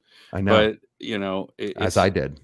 Yeah. I mean, I didn't have dyslexia, but I believed other false ideas completely. And we'll explain the Bridge series, how that actually works, because that is kind of interesting. Not to beat a dead horse, but like, you know, like I said in the beginning, you know, the creating instead of a bunch of pikes and swords, you know, look at this as a whole journey that he went through Yeah, exactly. as a person, as just like you. Fucking A, man. He's a human fucking being, dude. And also, I'm sorry about that, Jane. I told everybody to turn it down, and then I talked. My bad, Jane. I'll Jane. about that. Okay. Okay, so check this out. So this is a few years later, and this is a video that I did called Truth Revealed, and it's a clip that just appertains to this. So let me play the fucking thing, and this is very interesting. Hey, man, here it is. This is study tech. Boom. And I'm telling you, people want help. Tom Cruise, what his ruin was, what got him into Scientology, his button, as they call it in the cult, was dyslexia. He was reading backwards, and he felt that Hubbard's study technology fixed that. And you see him adamantly promoting it in that clip from 2005. I learned something about you I never knew, that you were dyslexic and are dyslexic. No, I'm not. What are you? I'm not dyslexic. Do you have a problem with reading or writing? No, I don't. And where did that come from? No. Well, I was labeled with it when I was 7 years old and kind of lived with it my whole life. And, you know, when I became a Scientologist back in 86, after 87, later on discovered also L. Ron Hubbard developed study technology that actually to help me realize that you know, that the false labels that are out there. You were never education. dyslexic? No. Why did they label you that? Because that's what they do. Trouble reading? That's what they do. No, and later on, I mean, now we have, you know, this technology that he developed that actually helps people to learn how to learn and discover that, you know, I've actually helped people that have been diagnosed with ADD, ADHD, and it's extraordinary what happens with this technology. We have centers all over the world now you know, that help people get this technology, and it's also in various schools and educated millions and millions and millions of people. Just like Tom Cruise, I was at the... Okay, so there you go, man. I mean, he's absolutely convinced. And again, we don't have the time to break down what that study tech is doing, but we will in the future. And yeah, that's Tom Cruise. And you've talked about it before, how it's a regressive process. And but we're going to go into detail on it. We really need to break down that study tech. Yeah, and that clip really just shows, you know, what up to this point, we've talked about Tom Cruise, and that clip is a perfect segue into Tom Cruise, the Scientologist. And Marcus, that was right around the time when he was about to really, this is 2004, 2005-ish, when he really got on his high horse. He's totally brought back into the bubble after the staged divorce, very planned divorce with Nicole Kidman, to get him back under the fold.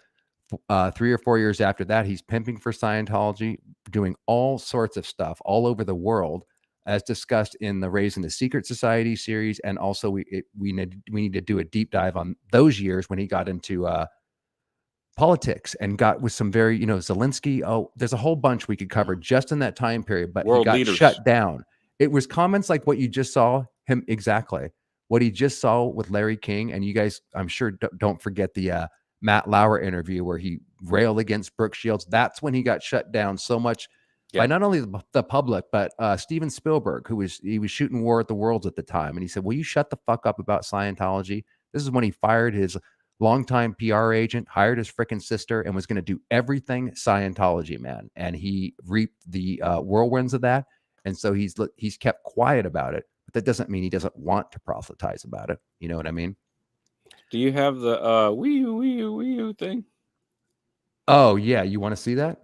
This is that's actually perfect timing, bro, because we're going to go into John Travolta now. So that's how Tom Cruise got into it, man.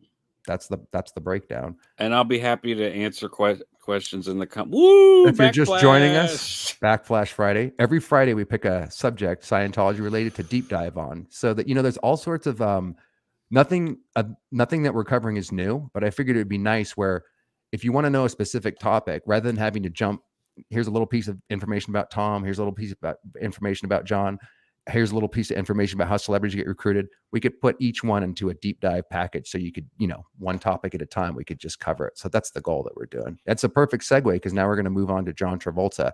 Okay. Now we've been going for an hour and 25 minutes. I think we can bust this out. Don't worry about time, Doug. Okay, I'm just saying I was thinking about a part 2 already the other night, because after we show how they get in, we can show their Scientology career, which is very, very interesting. Both of these people, what happened after they got in. So let's see if we can cover enough of Travolta here, and then if people want, we can do that for next week, depending on what people want. But here we go with his biography. We also have a great outro song. Oh, that's right. Guys, you're in for a treat. If you like Marcus's other songs, you'll definitely like the one that we have coming up.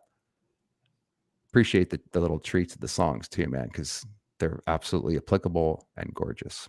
So here's John Travolta. Let's start out with his IMDb. Little biography on Mr. Travolta. So he was born on February 18th, 1954. Okay, just want to make sure that was showing. Mini bio. John Joseph Travolta was born in Inglewood, New Jersey, one of 6 children of Helen Travolta and Salvatore Samuel J. Travolta. His father was of Italian descent and his mother was of Irish ancestry. His father owned a tire repair shop called Travolta Tires. That's got a nice ring to it. In Hillsdale, New Jersey. Travolta started acting, appearing in a local production of Who Will Save the Plowboy. His mother, herself an actress and dancer, enrolled him in a drama school in New York, where he studied voice, dancing, and acting. So she might be the ultimate stage mother, right, Marcus? We don't know. He decided to combine all 3 of these skills and became a musical comedy performer. At 16, he landed his first professional job in a summer stock production of the musical Bye Bye Birdie. He quit school at 16 and moved to New York and worked regularly in summer stock and on television commercials. When work became scarce in New York, he went to Hollywood and appeared in minor roles in several series. A role in the National Touring Company of the 1950s musical Grease brought him back to New York. An opening in the New York production of Grease gave him his first Broadway role at age 18. That's impressive. It's hard to get it. It's hard to get a Broadway part, let alone at 18. And that definitely opens up the doors. But it doesn't guarantee a television or movie career yet, or necessarily. After Grease, he became a member of the company of Broadway show Over Here, which starred the Andrews sisters. After 10 months in Over Here, he decided to try Hollywood once again. Once back in Hollywood, he had little trouble getting roles in numerous television shows. These are smaller bit roles where he was seen on The Rookies, Emergency, and Medical Center, and a movie, The Devil's Rain, which was shot in New Mexico. The day he returned to Hollywood from New Mexico, he was called to an audition for a new situation comedy series ABC was planning to produce called Welcome Back, Kotter in 1975. He got the part of Vinnie Barbarino, and the series went on the air during the 1975 fall season. That was a huge hit. The rest is kind of history. And Welcome Back, Kotter was his first real break. But I want you guys to note The Devil's Rain here, 1975, and Welcome Back, Kotter. And right in between these, and on the set of The Devil's Rain, this is where he got into Scientology.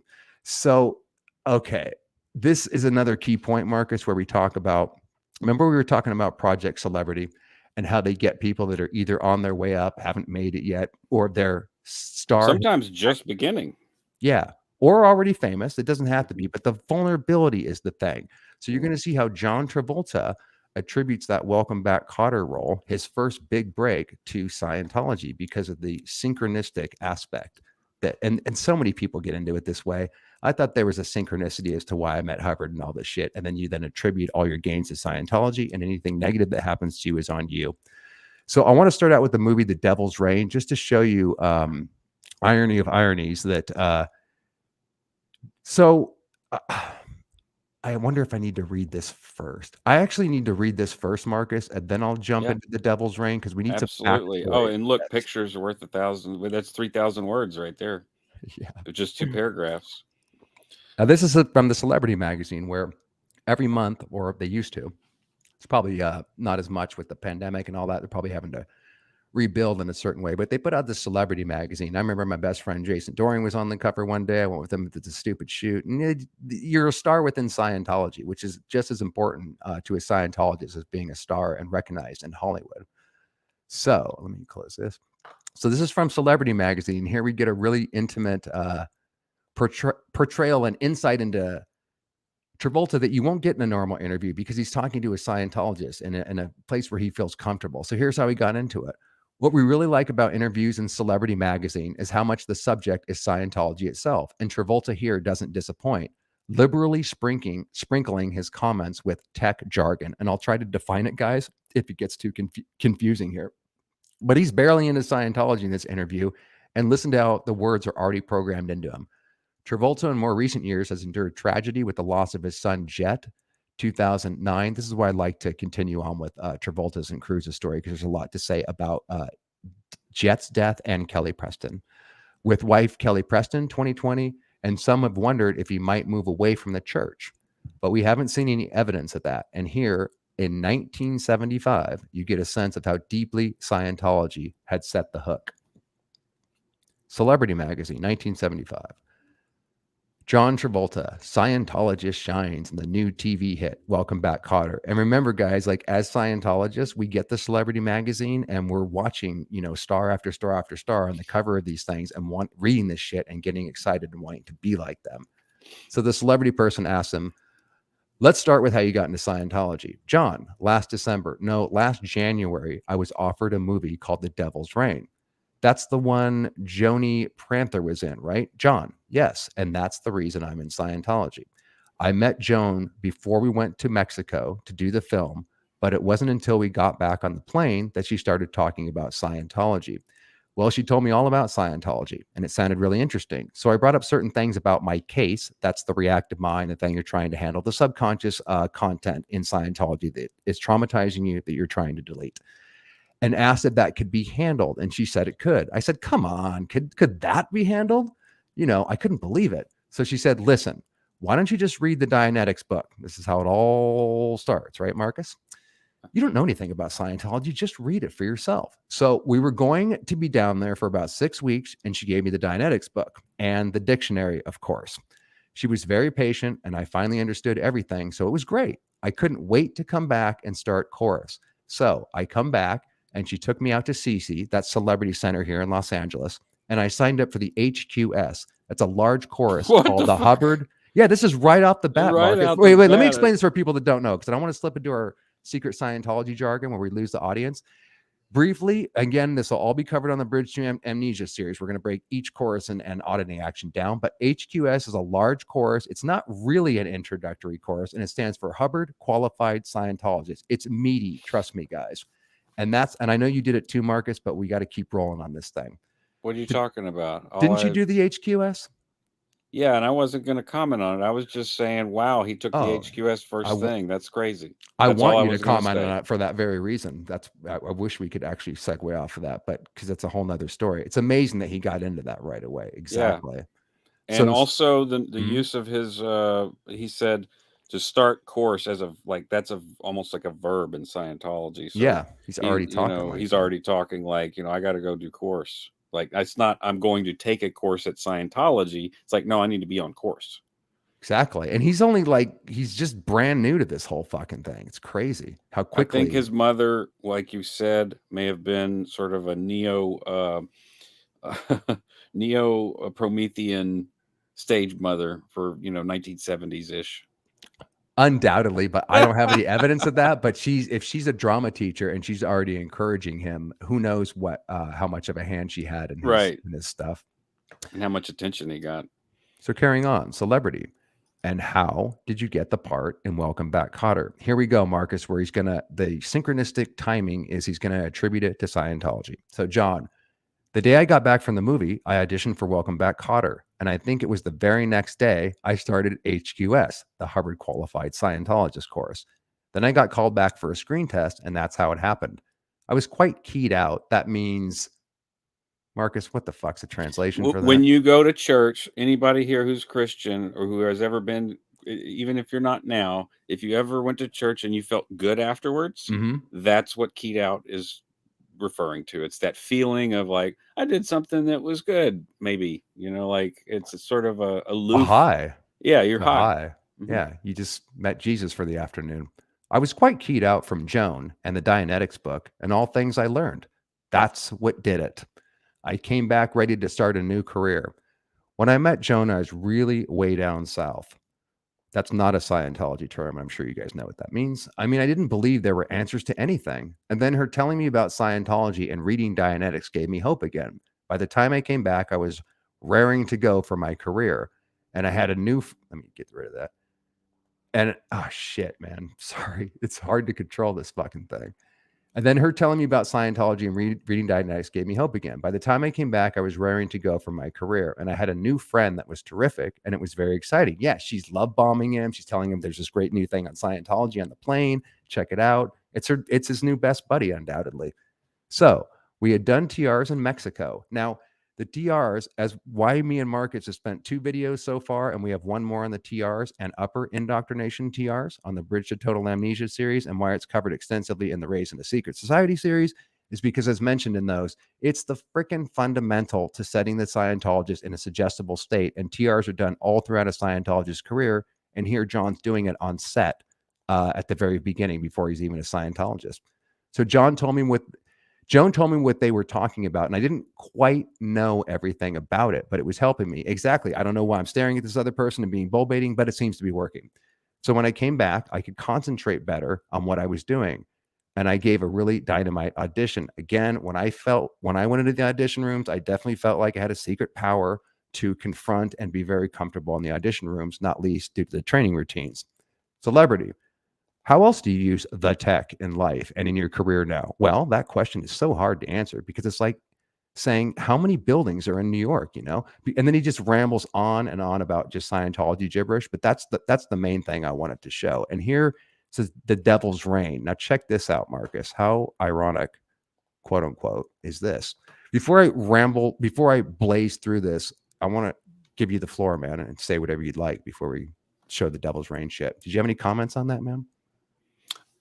No, but on the Devil's Reign, Cynthia watches Joe Bob's Drive-In, and they covered. He did a whole spiel about how John Travolta was recruited into Scientology during this film. And if you, I don't know what network it's on. If she's in the chat, maybe she can let everyone know. But Joe Bob's Drive-In has an episode where the Devil's Reign is aired, and they talk about it because it was some production company that built Joe Bob. He's all into B-movie horror flicks. So yeah, and there's a short scene with him in it. But Joe Bob has some surprisingly good information on all this stuff because he's sort of a high spectrum, like attention to detail guy on horror flicks, and he's made a career out of it. Marcus, so, what are you talking about? This is a clip where he's talking about Devil's Reign, about Travolta. I'm a little lost. They're showing Joe Bob's movie Drive-In is a program where he shows multiple horror movies and talks about all of the excruciating details of everything that happened on the set and what the movie's about. Devil's Reign, he does that? He does it with Devil's Reign. Yes. Is there any way you can provide a link? Is that on YouTube or anything? Cynthia, if she's in the chat, can refer people to what network it's on. Okay. But it's easily searchable if you have a Fire Stick or whatever. Joe Bob's. There she is. Yeah. Joe. Thank you, Cynthia. If afterwards, if you can send me anything over on that, I'd like to include it in the link because that would be very interesting. It's an important movie, and it's kind of ironic, actually, because here we have John Travolta. It's a very satanic movie, and it involved Anton LaVey being the set, kind of consultant or whatever. He's of the Church of Satan.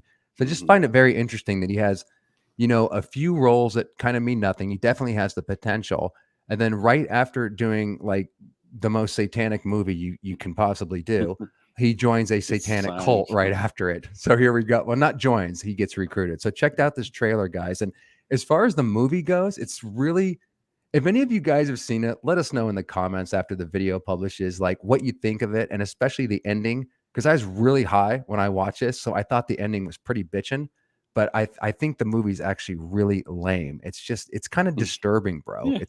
It's very weird. Anyways, here's the trailer. There have been films about earthquakes, airplane disasters, and blazing infernos, but there has never been anything like the Devil's Reign. His face. That wasn't your father. What's his face? Mother? Mother! Columbus! Damn you! Babe, had no faces. The Devil's Reign. The 300-year search for the power to damn mankind is over. Fools! And the towering terror of the devil on earth is now unleashed. Burn!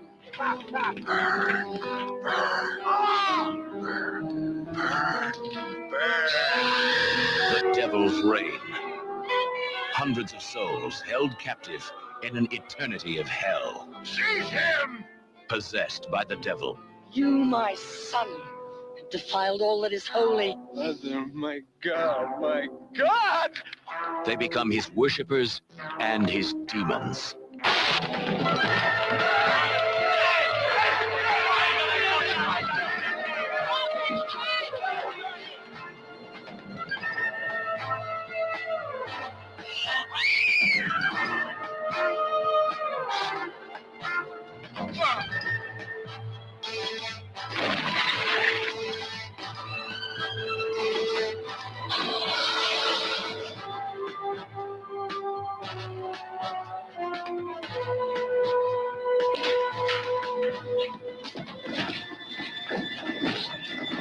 The Devil's Reign, starring Academy Award winner Ernest Borgnine, Eddie Albert, William Shatner, Keenan Wynn, and Ida Lupino as Mrs. Preston, and with the special participation of Anton LaVey, High Priest of the Church of Satan.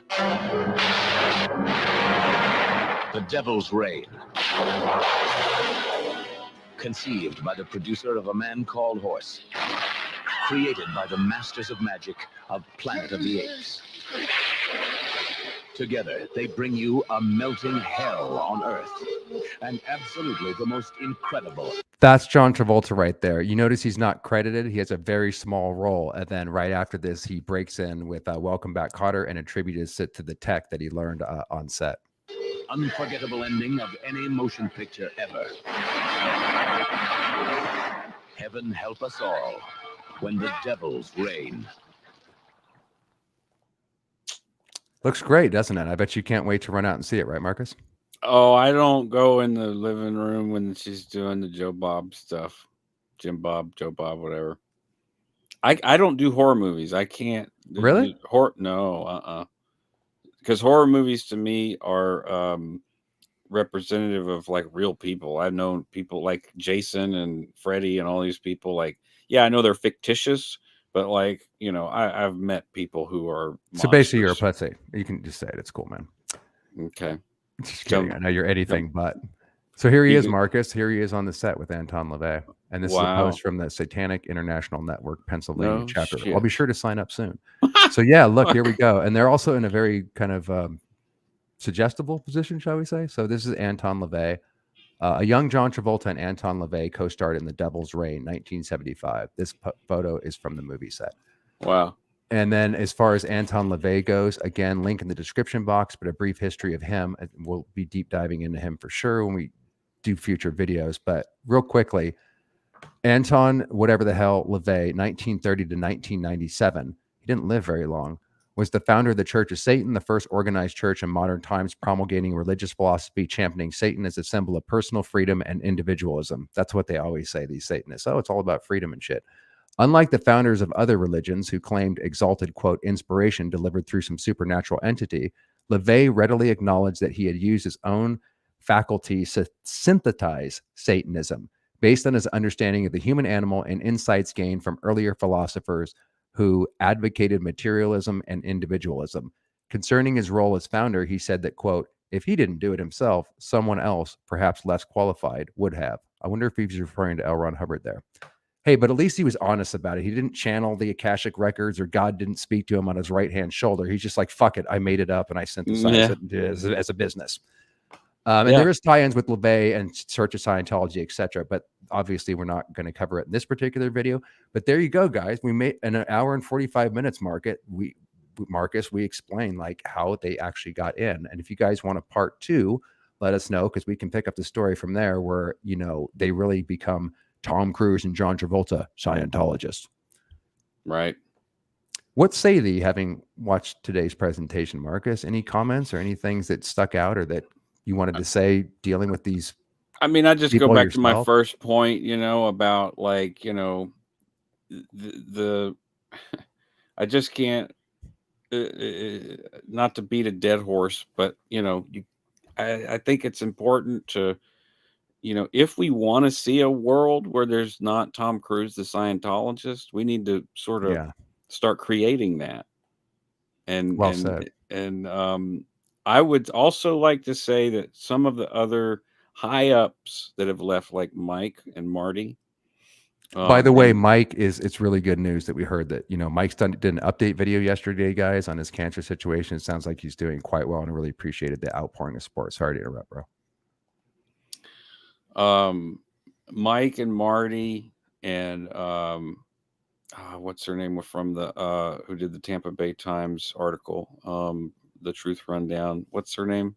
I don't know what her name is, but I know what article you're talking about. Terminal. So like people like that, super high profile people, came out, you know, in what I would consider sort of a, like, one of my favorite videos that Aaron Smith Levin has is called Scientology and the Matrix. And oh, I remember that. If you remember from the Matrix, whenever you take the blue pill, or which is the right pill to take, I can't remember. I never know either. The red pill, I think. Is it the red pill or the blue pill? Yeah, the blue That's pill. important You just to know, keep going. man. Maybe we took the wrong one. I definitely took the wrong one at one point. I'd like For taking. sure. I used to love taking pills. I'd be like, "Oh, pills, okay." No, but he took the red pill, and then he wakes up in this violent, just horrible. Like, he's in this pod. Yeah, and he's he got goes all through these PTSD, things. and it hurts, and it's like he's Oh, dying man. a death to be reborn. That's correct. Very And Christ-like. Well, and yeah, I suppose. Well, I'm talking about the Christ transformation. He's on the cross, he dies for his sins, and he gets resurrected and reborn in the new man or whatever. It is a transformation, no matter who you are.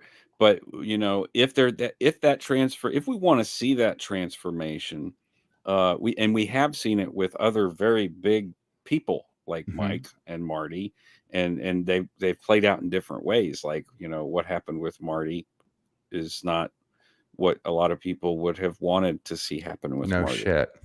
But what predictable, Marcus, predictable. I think he wanted to run his own Scientology indie thing and didn't give a fuck about anybody else, to be honest with you. It's possible. You know, Pierre ETA was a believer in the tech until the day he died, and he spent. But he was a good man. He wasn't arrogant and cocky like Marty. After he left, he dedicated his time to. Now, he was a paid auditor, but like he did do also a lot of free sessions to clean up the fucking mess, so to speak. Pardon my French. To clean up the mess that David Miscavige, that he felt David Miscavige made, an ARC broken field. So, which means like a group, whereas Pierre saw the group of Scientologists worldwide as like a good thing. Whenever David Miscavige took over, he started interbulating it, making it a bad thing, and putting undue pressure and influence on people to pay for things and reprinting books and all this stuff that, you know, he talked about when he left. But when you leave, and it doesn't matter who you are, if you're Mike Render, you're Mike Render. If you're Doug Kramer, you're Doug Kramer. If you're Alex, I don't know his last name. If you're Apostate Alex, you're Kelly Copter. We all go through a period, in multiple periods, multiple transformations, and like there is some space needed. We do need some kind of a safe space. Some of us weren't allowed. Some of us aren't allowed it, and we have to go through it without that. And it can even be dangerous in the X community. There's many, you know, I just finally took my life into my own hands because, you know, there's just so many snags. Waking up out of Scientology is just the first step, leaving it physically.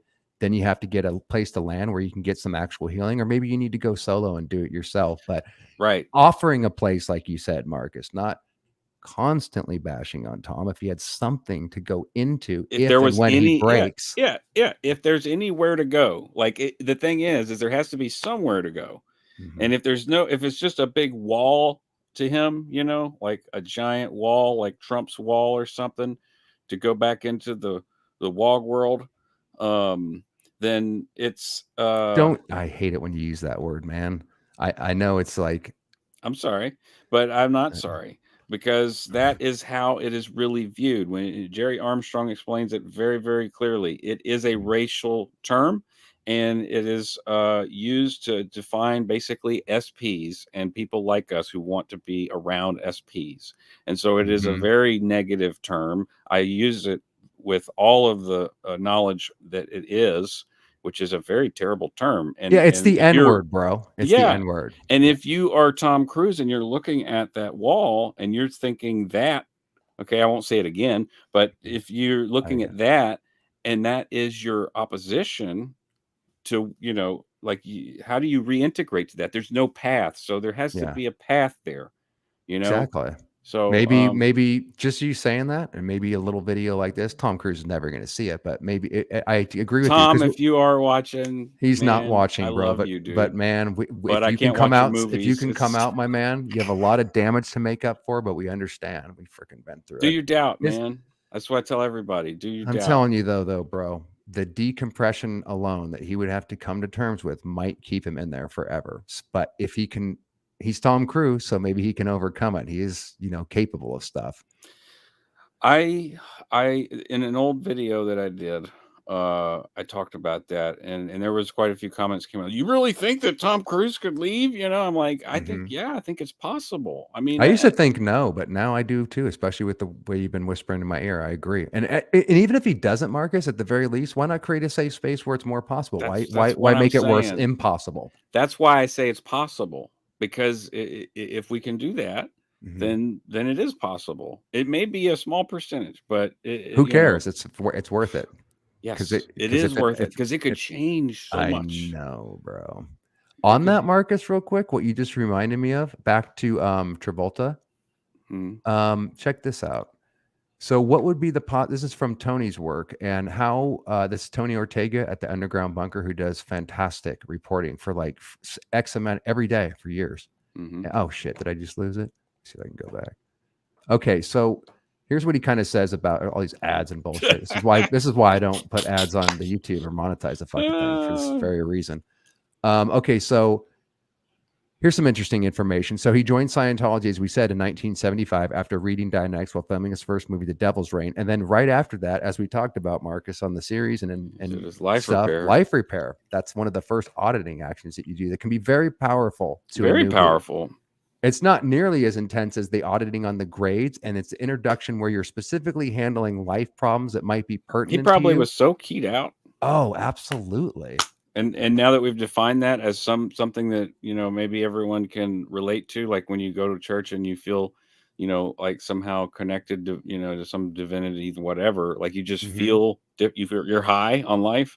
Yeah, that high you were just talking about earlier is what he got out of some of these auditing actions can create these highs that last days. Goldie, I love Goldie. She just says it like it is. And by the way, I really appreciate, I don't know, has to be 5 Goldies, but thank you so much, Goldie, for all the work you do moderating. Couldn't do this shit without you. You're awesome. Tom, if you're watching, that's you have fair no comment, Goldie. It's fair. Yeah, exactly. Tom, if you're watching, you have no intention he can of coming take that out, communication. you can go fuck yourself. Yeah, exactly. He can acknowledge that. Tom, if you are watching this, can you at least leave a comment and let us know if you're thinking about coming out or not, so we're not left in the dark here? Shoot us an email. So check this out, Marcus. This is ridiculous. I know. Stop while you're behind. So John on Shattering Suppressions. This is what he would say after he becomes John Travolta, Scientologist. Sometimes when something really works well, it becomes a target. Now that's true, but it's also could be because there's really something that's bad about it. So check this out. Just wanted to read this. So here's how people feel about Tom Cruise's or John Travolta's chances of getting out. We might as well throw Tom in there too. Oh, and this goes back to what we were talking about earlier about when he got that Tarantino movie, Pulp Fiction, and how he attributed it to Scientology, just like when he broke from The Devil's Reign into Welcome Back, Kotter and became a star. It happened right when he got into Dianetics and Scientology, didn't it? When he got the Tarantino movie, I think someone had been working with John on an admin scale.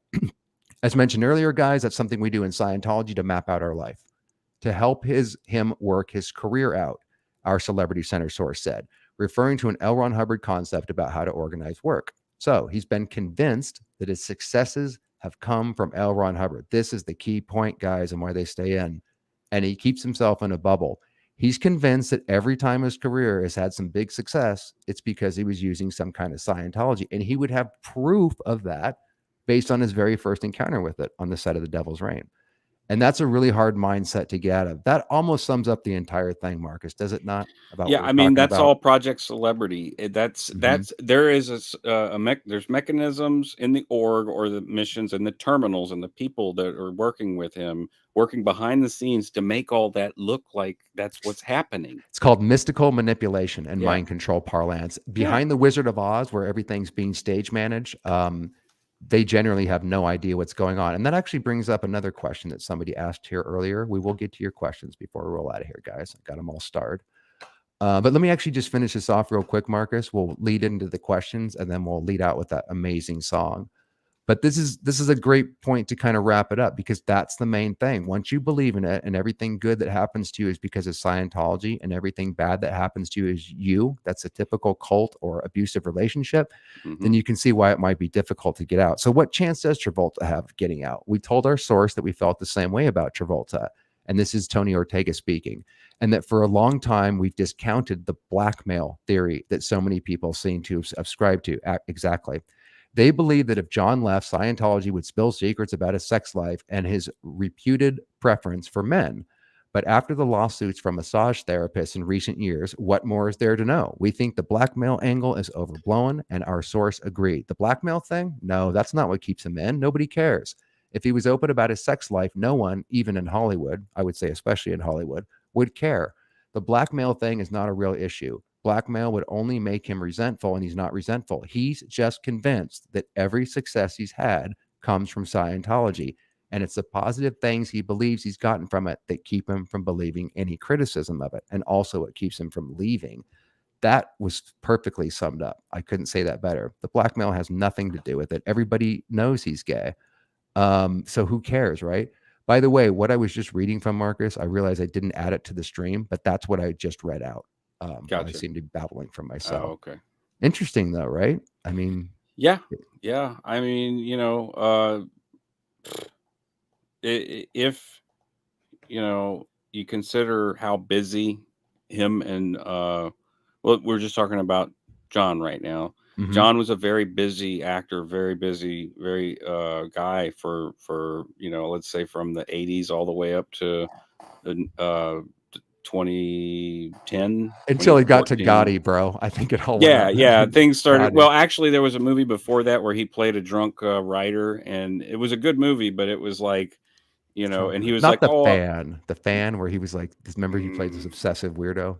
He was a writer and he was alcoholic and struggling with stuff, and he was mentoring someone to be a writer, and so it's sort of a sad little story, but it's a great film, but it was one of those films where John Travolta, a big time actor, he's like, oh yeah, this is one of those passion projects, and I'm doing it because I really like the work. Well, really, it was probably one of the only gigs he could get at that time. This is a good point that you make, my friend. I agree. John Travolta seems like a nice guy, but always seemed dumb as a stump. I would say the same thing about Tom, and I'm not trying to bag on him. I'm just saying, I'm not saying he's dumb because of this dyslexia, but you can tell that in the interviews, he takes a long time to form a thought, often doesn't know what he's saying, and he does come across as uneducated. And, he probably did have trouble in education and became a movie star. He's been surrounded in the bubble world with Scientology. So that in itself, that cult will age regress him. So yeah, he does come across very kind of uneducated. I know that sounds bad, but he seems like a little boy trapped in his learning while he thinks he's actually flying. He thinks the study tech help him to fly his jet, to be able to learn anything and all that. So in his mind, and it seems, like he's capable on one level, but in the interviews and we listen to him talk, he does not sound that bright, man. Over the years, the more he spoke, it just cemented that opinion. Yeah, exactly. Bach buddy. Well said. Check this out, Marcus. I wanted to bring up one of the questions here. Is that Cynthia creeping in Yeah, we with the have a doggy? gothic Oh, princess here. as we head towards the end, Cynthia has brought the cutie pie in, which Marcus, understandably so, can't stand because I did hear her go nuts the other night. But now that she's being calm, what's up, Cynthia? What's up, She can't cutie hear pie? you. Is she gonna put her on your lap, or do you want to pass? Yeah, okay. Marcus? Put her in my lap. You don't have to, man, if you don't want Nope. to. But let's do it. All right, Lulu. Okay, so Jay Dice, great question here. Okay, this is part 1 of 2, so I'll read this out. No way to know. What do you think of this possibility, as little Dave seems to have a twisted possessiveness re Tom Cruise? Hey, Cynthia.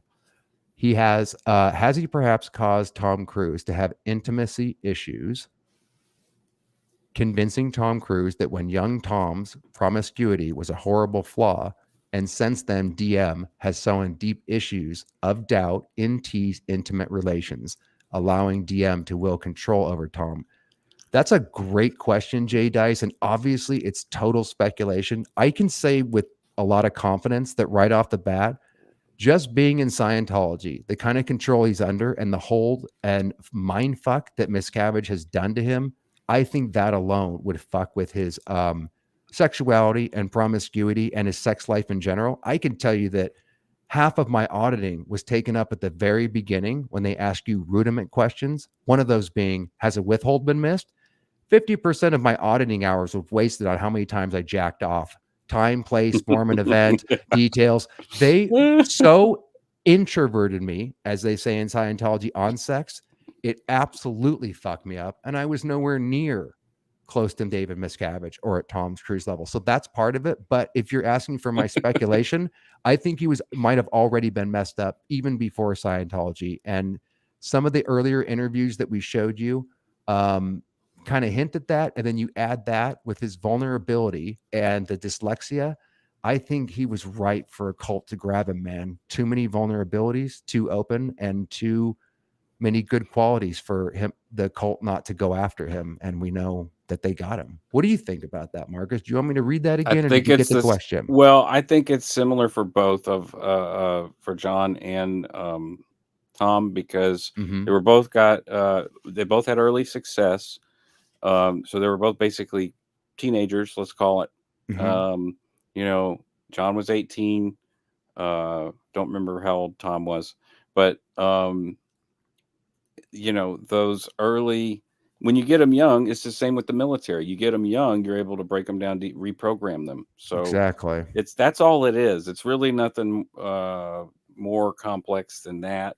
And once you get a soldier, you have a soldier, you know? Yeah. And then if they ever leave, and because some soldiers stay in the military for life and make careers out of it. And in this sort of like religious situation that, you know, Tom said that he thought about being a preacher. So this is a career almost thing when it comes to, you know, being a beacon for Scientology. This is almost like being a bishop or something, like a priest in some way. And for John, it's like this magical technology that allows him to, as you said, like, you know, fly his planes and but the thing is, one of the things that I noticed was that he was just gone all of the time. And you know, Iris's sister was their nanny, and as far as I know, as far as I know, still is. So the tragedy with Jet, which we'll talk about in part 2. We'll get into all of the consequences of them not being able to get out of Scientology and see what's happening. Him and his wife Kelly, you know, were very rarely around. So anytime they had with their kids was very, very treasured, you know. And for him to lose his son like that, basically following the technology and taking him off the meds, and the harsh, despicable viewpoint that his son might be a DB and that he just needs to drop the body, and that may have been part of the decision to take him off the meds, whether he realized it or not, because what you covered already, Project Celebrity, you control all of it. You create the narrative, you pave the path ahead of them for them to walk on. It's sick. Yeah, I know. So Well said. this is a great segue into the end because Perfect. we're doing the bridge to total amnesia is what you call it. Yep. And the song is called Climb to the Bottom.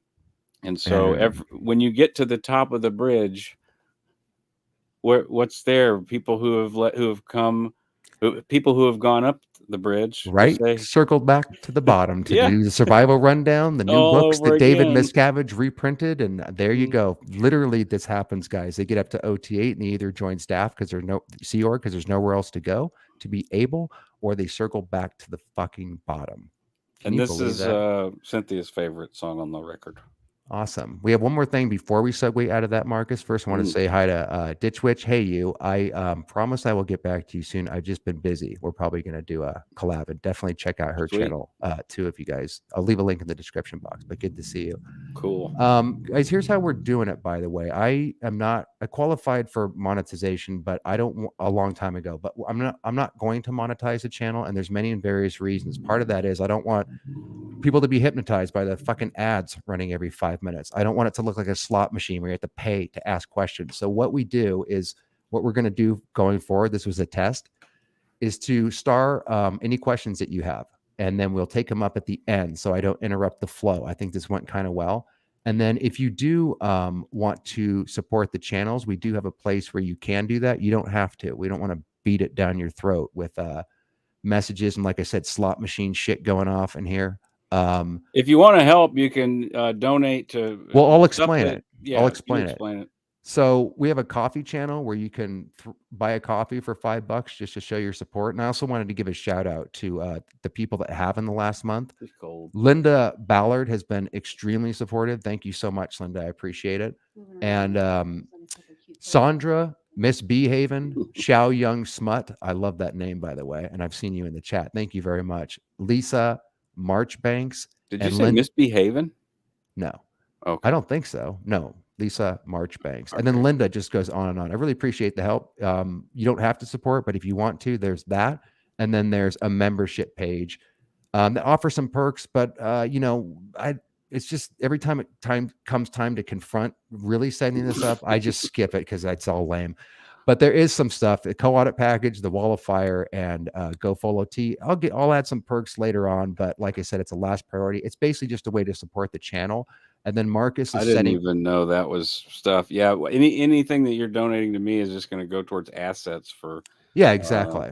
Exactly. Yeah. Nobody's getting rich off like this. The intro that you guys like so much. Yeah, those things cost something that I had paid for, and And Marcus has set his up too, so you can go on his channel. Please subscribe if you haven't. Link in the description box, and you can throw him some love too. Again, not as necessary, but appreciated. And then also, we're going to go into this beautiful, beautiful song.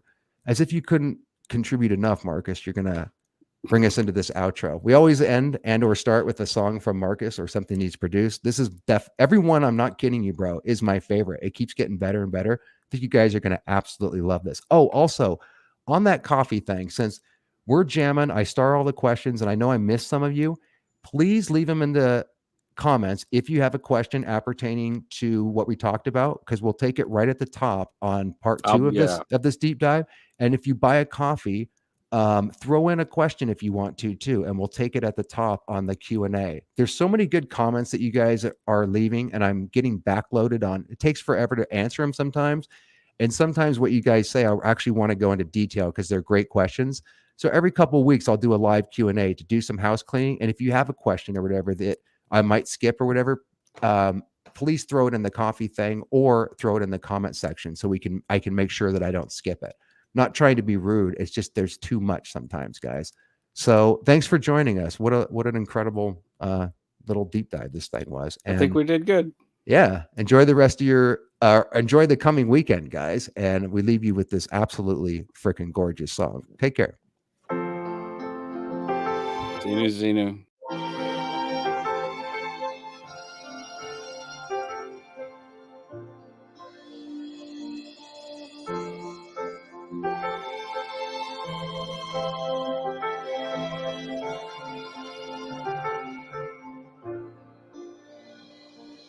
Climb to the bottom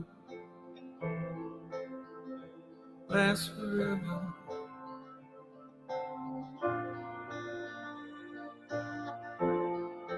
You might think I'm crazy, change like the weather,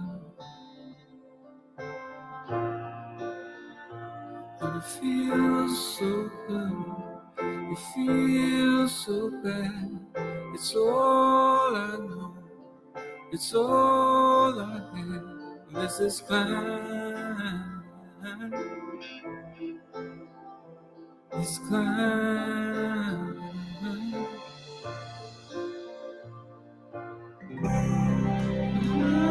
Down to the bottom.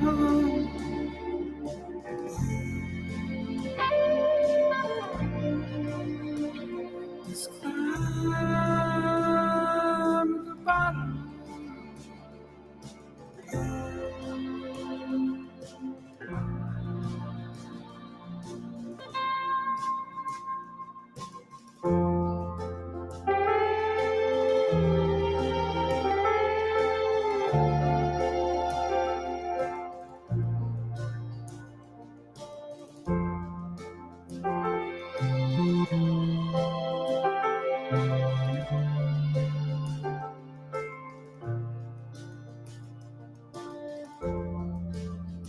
No, I don't suffer. No, I don't feel a thing. It's down here at the bottom. It's plenty of shame. And it feels so good. It feels so bad. It's all I know. It's all I have. This is climb. This climb.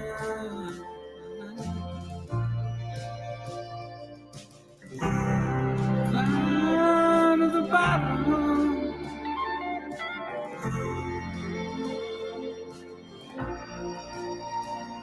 This climb to the bottom.